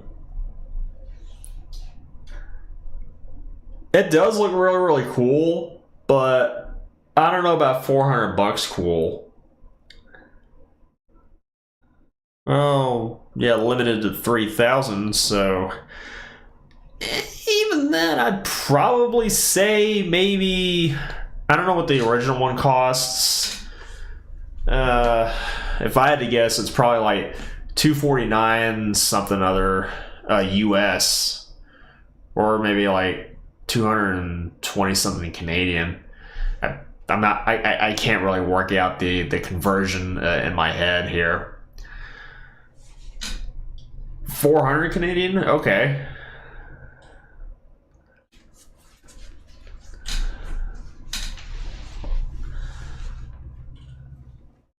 You think that was the most entertaining stream? I actually do kind of agree. I mean, we're all having fun. We're all having a good laugh, just reminiscing about some past streams that I did and stuff that I did IRL in the past few weeks or so. And yeah. So I think, yeah, last stream I did, I think it was only a couple days after I got back from that one show that I went to on my birthday. And I think I said that I had another show coming up the following week, that following Wednesday, where I had to go back out to that same city, just a bit more downtown and kind of a sketchy-ish part of downtown. The show itself was interesting, just to put it simply. I think it was at that point where I'm starting to become a little bit hesitant about wanting to do bar gigs. And why I say that is because so we get up to the venue we're playing at, right? I think we start to roll our windows down. We get to the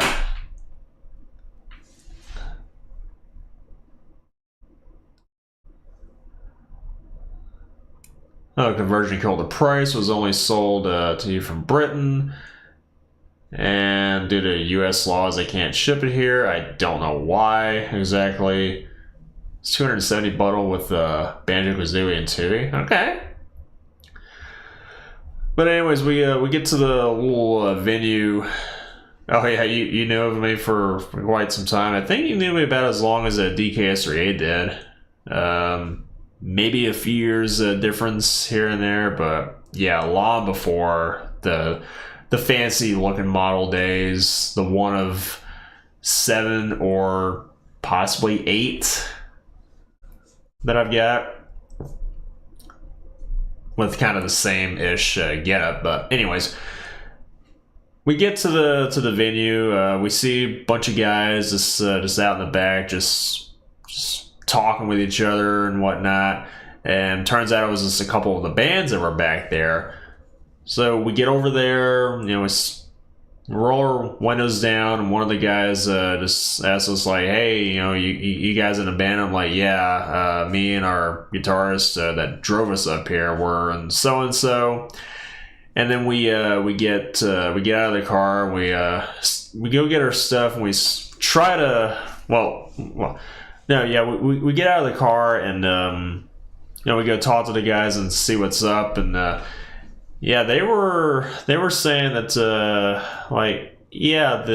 there's somebody that wrote in with your singer, and he's causing some issues. Any chance you can try to talk to the singer and see what's going on? I'm like, alrighty. So I go up to the front, and oh yeah, you still remember my face. Honestly, I think this right here is probably the closest anybody here will ever really get.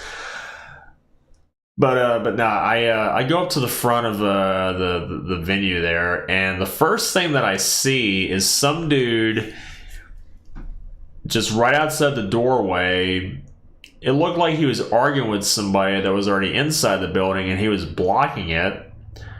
I didn't realize that the guy that was inside blocking the doorway was actually the bouncer to that place. And this, I walked up, and not even a second after, turning the corner, the dude that's arguing with the bouncer, he gets shoved on the pavement, and his sandals fly off. And I'm just looking down there, and I'm like, oh, I better turn back around.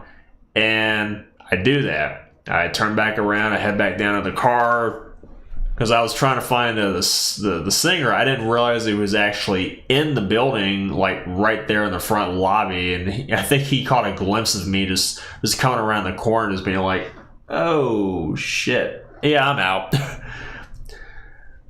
But yeah, so that was a bit of an interesting start, and it only got worse from there. We was actually the very first band that was supposed to be playing that night, and the second we pulled up, one of the guys from one of the other bands is like, yeah, y'all need to be up there like right now. I mean, I didn't realize that we was running late or anything, but I was like, all right, well, we'll go ahead and just get our stuff taken in, and we'll get everything set up and ready to go. We did sound check up there. I mean, the stage itself was actually pretty good. It's a bit elevated. I think that was the first time I've actually played on an elevated stage, but and I don't know if this might be the last time that I ever. Oh, yeah. I still got a few videos where I do all that there. So when am I playing in Toronto? One day, man, one day. But no, I'm kind of hoping that I don't go back and play that bar or venue or whatever it is ever again. If the same result is, or the same thing is going to happen night after night, because that sound check that we did, the only other people that were in there were me and the rest of the band. The guy doing sound for us, I mean, he was very, very, very good. We all talked with each other, just trying to get everything ironed out. And our guitarist's wife and supposedly another friend of hers, but I think it's more of just an acquaintance, who was so plastered. It's unbelievable. Like, I mean that as in, we're in the middle of doing our bit of sound check, right? And we're getting levels adjusted and everything. We're just hitting notes just to get some sound going out of the amps and all that. The other guys in the back just hitting drums just to get everything all set up and ready to go. They're checking the mics and everything. And during all that bit of sound check, all I could hear was, and DK, I know you've already done like the Mars Attacks aliens. You already know what they sound like. Picture that with this drunk chick making those same sounds. But if not the Mars Attacks aliens, I'd probably say that she sounded like a dying parrot, because every 5 seconds I would always hear like and I tried to show as much restraint as I possibly could, because I really wanted to look at her and just say, shut the hell up, we're trying to do sound check here. But I couldn't, because number one, I gotta keep it kind of professional. There's other bands that we're playing with, and I mean, we're already off to a pretty rough start anyways, with one of the other guys that wrote in with our singer wanting to cause some problems. yeah, I really didn't want to escalate things further, so I just kept all that to myself. But yeah, it got so bad that the guitarist's wife, she had to walk this other chick out of the room, and I didn't actually catch what happened afterwards because I'm thinking this all happened while we were in the middle of our set. And it also explains why there was hardly anybody that really came in to that room and just before, well, at least until we got to maybe like the second to last song in our set. Which, I mean, we didn't play like a super long set or anything. It was only maybe like 20 minutes tops. But yeah, this drunk chick was starting to cause some problems, and the one guy that got knocked on his ass outside, just kicked right outside the bar, he came back in and he was starting to cause some problems too. And yep, cops got called. Him, the drunk chick, and our guitar player's wife all got thrown out. And well, I guess the bouncer thought that the guitarist's wife was acting up too. And she wasn't. She was trying to keep the other chick under control. Luckily, one of the bands that was playing there was called Hoods. I think they're based out of California, Sacramento, California, I think. I gotta say that they have my utmost respect because they saw what all happened during that, and they told the bouncer like, hey, she's got nothing to do with this. She was just trying to de-escalate everything. You know, she didn't need to be caught in the crossfire like that. So the bouncer let her back in, but had the other two just stay out.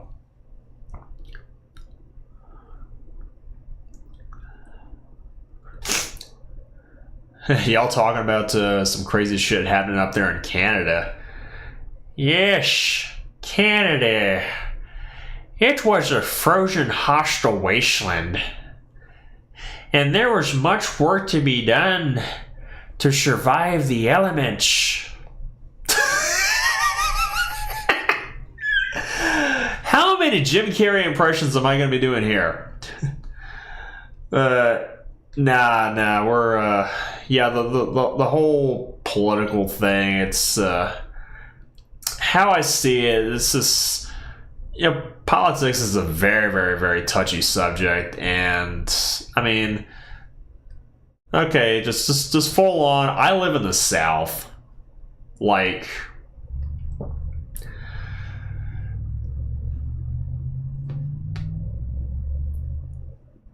is it true that every Canadian has 3 bottles of maple syrup with them at all times?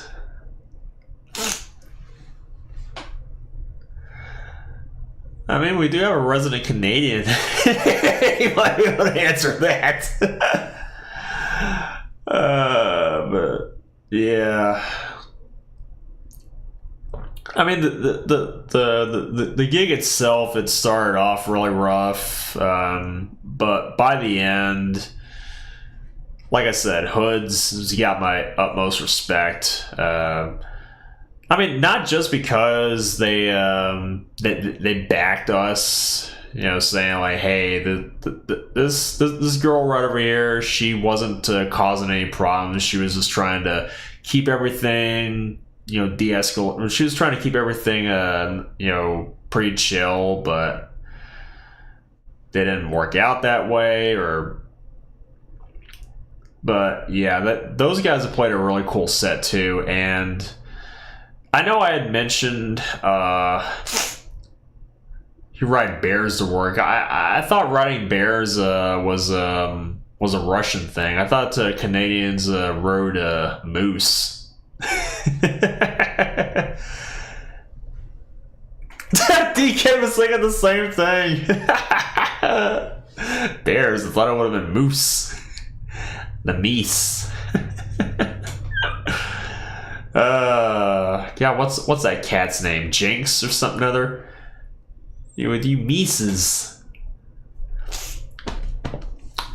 But no, I think I mentioned in one of my the last stream that I did, the one of the gigs that I played at before, I mentioned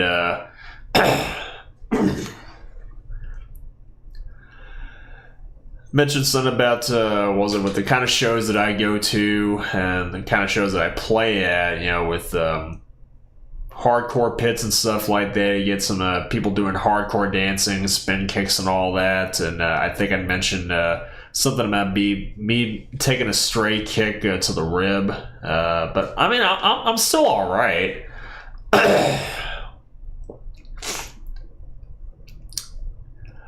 I think that hood show, I think I took more hits in more places, but nothing life-threatening or anything else like that. I mean, I didn't have to, you know, stumble into work the next day just feeling sore and everything.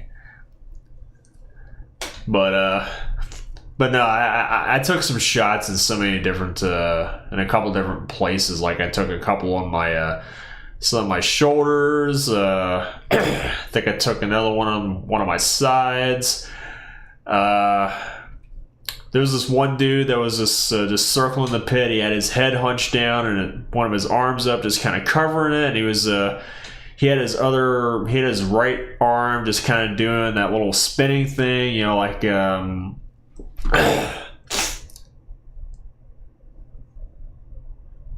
like the Anger video game. Well, the bullshit man said the plural of moose should be motherfucking meese. But now there's this other dude in the pit who had his head hunched down, his left arm covering up his head, and his right one, it was free. It was just spinning it around like you know, Scorpion from Mortal Kombat 1. He had his arm up over his shoulder and he was just kind of spinning it a little bit, or at least he was spinning his forearm a little bit.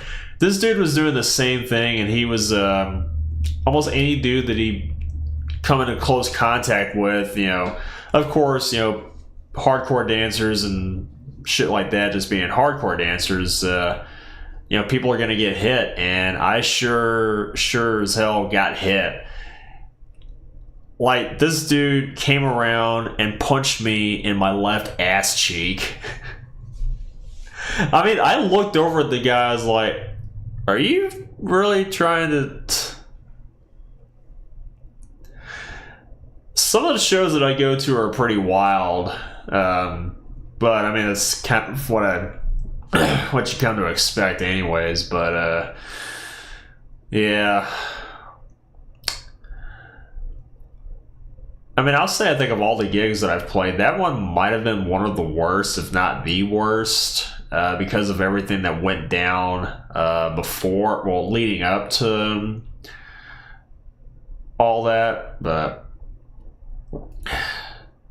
you live near the city, you really don't see any of that kind of stuff. No moose or meese or anything else like that. Just, it's all in Quebec land. Quebecois? I'm sorry, I don't really know any French, or French Canadian, rather. So basically mini New York.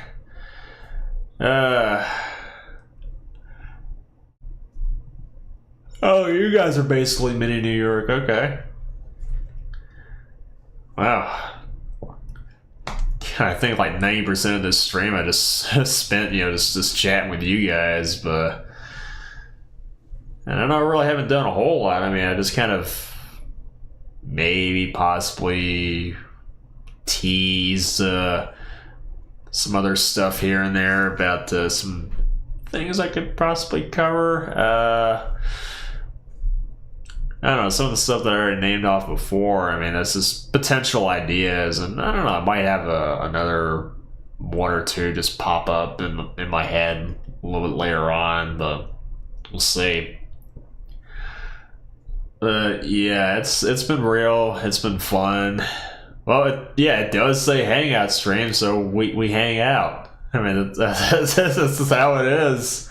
I mean, I kind of figured most of the streams is gonna be just be blabbing away anyways, just talking about, oh yeah, the 3-day tour was a lot of fun, except for the first night where I was trying to go to sleep and I kept well, I mean, I couldn't go to sleep because somebody was making a lot of noise. Yeah, I mean, that honestly that can't be helped anyways. But I mean, the rest of the thing was just really fun.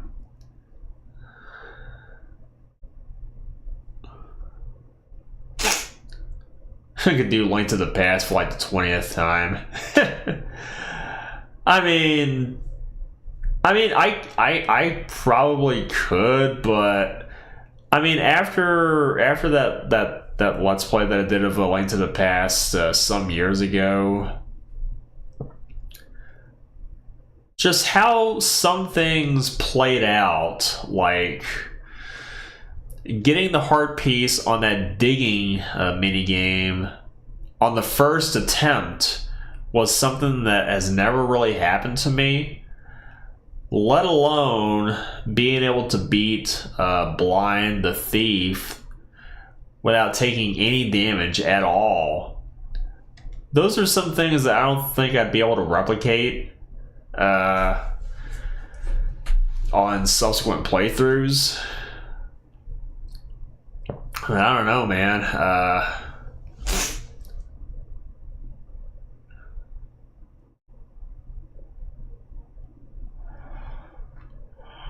Oh yeah. Yeah, I'm starting to get a little bit sleepy right now. It's almost 10 o'clock where I'm at.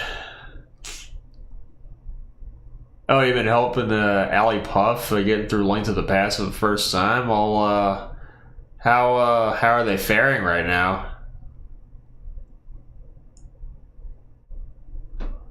Are they stuck on a boss? Are they stuck on a particular part in a dungeon?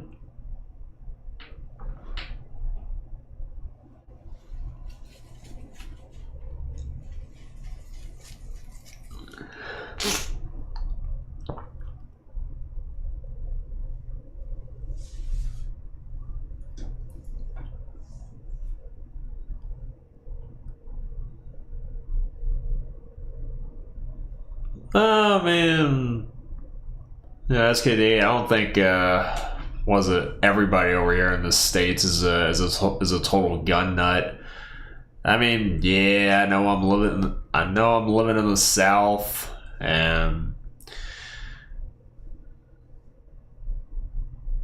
to be honest, I've only seen my fair share of pictures of total gun nuts, but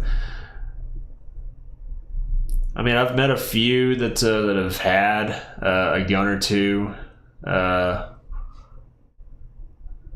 I don't think I've met a one that is like super crazy about having like a big safe full of guns and stuff. I mean, honestly, the most I've got is just airsoft guns.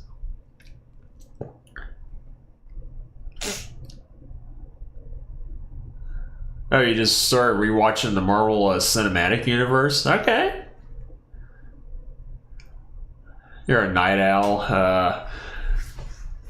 Yeah, I think ever since I started, wasn't my current job several years ago, I've been I'm not really that much of a night owl. I mean, obviously that was a dead giveaway right there. And the fact that I'm starting to be like way more active on weekends. Oh yeah, those that never left the city, and yeah, I honestly really don't believe stuff that happens in the news. Anyways, it's a lot of sensationalist bullshit and fear mongering and all that. I don't know. That's just me. But yeah, I'm probably gonna be getting out of here in just a little bit. I'm tired. I'm getting old. Well, I mean, it's just just got through Misery Mire, and all that's left is this Turtle Rock and getting the golden sword and the can of Burna. They think we're gonna come up there and invade you. Oh, come on! I ain't gonna do that. I mean, if I ever go to Canada, I mean, I'm just gonna come visit you and maybe say hey to BioPhoenix as well.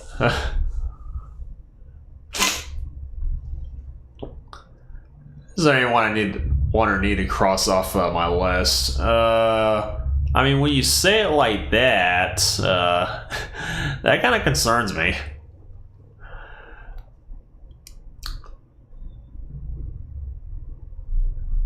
Stop saying that I'm this old. Yeah, watch me get up a little bit too fast and I throw my back out.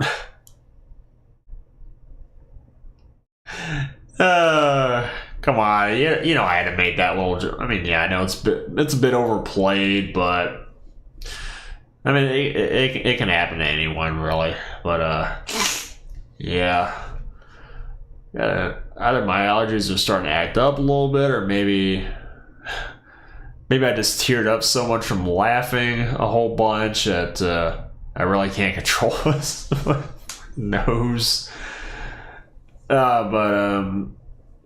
Yeah, I'm probably gonna get out of here.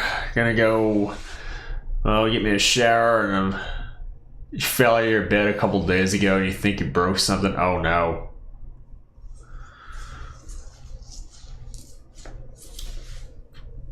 Yeah, I'm probably just gonna go grab me a. No, I think we've said so much worse. Oh, the Gen X millennial thing. Yeah.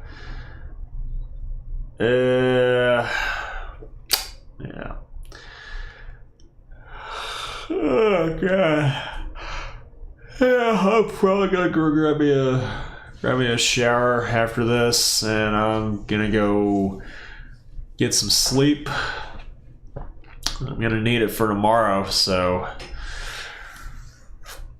I know I really haven't been nearly as productive with doing the music stuff right now because it's been working a bunch and doing stuff with the band IRL. Really haven't had a good chance to work in any real Enigma Protocol stuff, but at least I got maybe a little bit of time. I don't know, but yeah. But yeah, I'm gonna get out of here, sleep on that bed of cash. Oh, come on. If I had that kind of money, I wouldn't be living in the place that I'm at right now. Hell, I'd be going up to a different country if that was the case. Maybe something like Canada. Yes.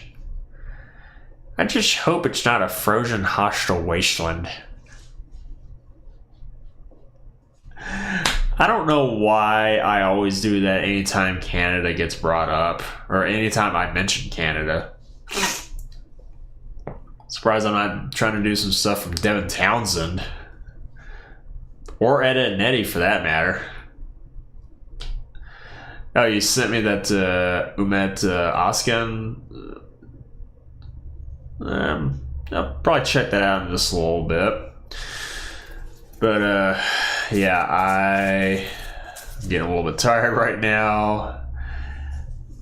Gotta wash up, go to bed.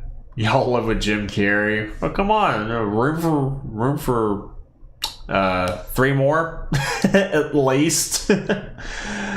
Yeah. Oh, Adam Sandler. Just get rid of Adam Sandler, please. Yeah, I know I'm gonna catch a lot of flack for saying that, but I don't know why I really couldn't get into Adam Sandler. I mean, yeah, I do quote some stuff from, was it Waterboy, maybe Happy Gilmore, and stuff like that, but okay, Nicolas Cage, he's definitely a keeper. Bit weird though, but anyways, I'm out. Y'all have a good night, and I'll hopefully try to do this again at some point, maybe with maybe with a little bit more progress on some musical bits, but we'll see. So y'all have a good night.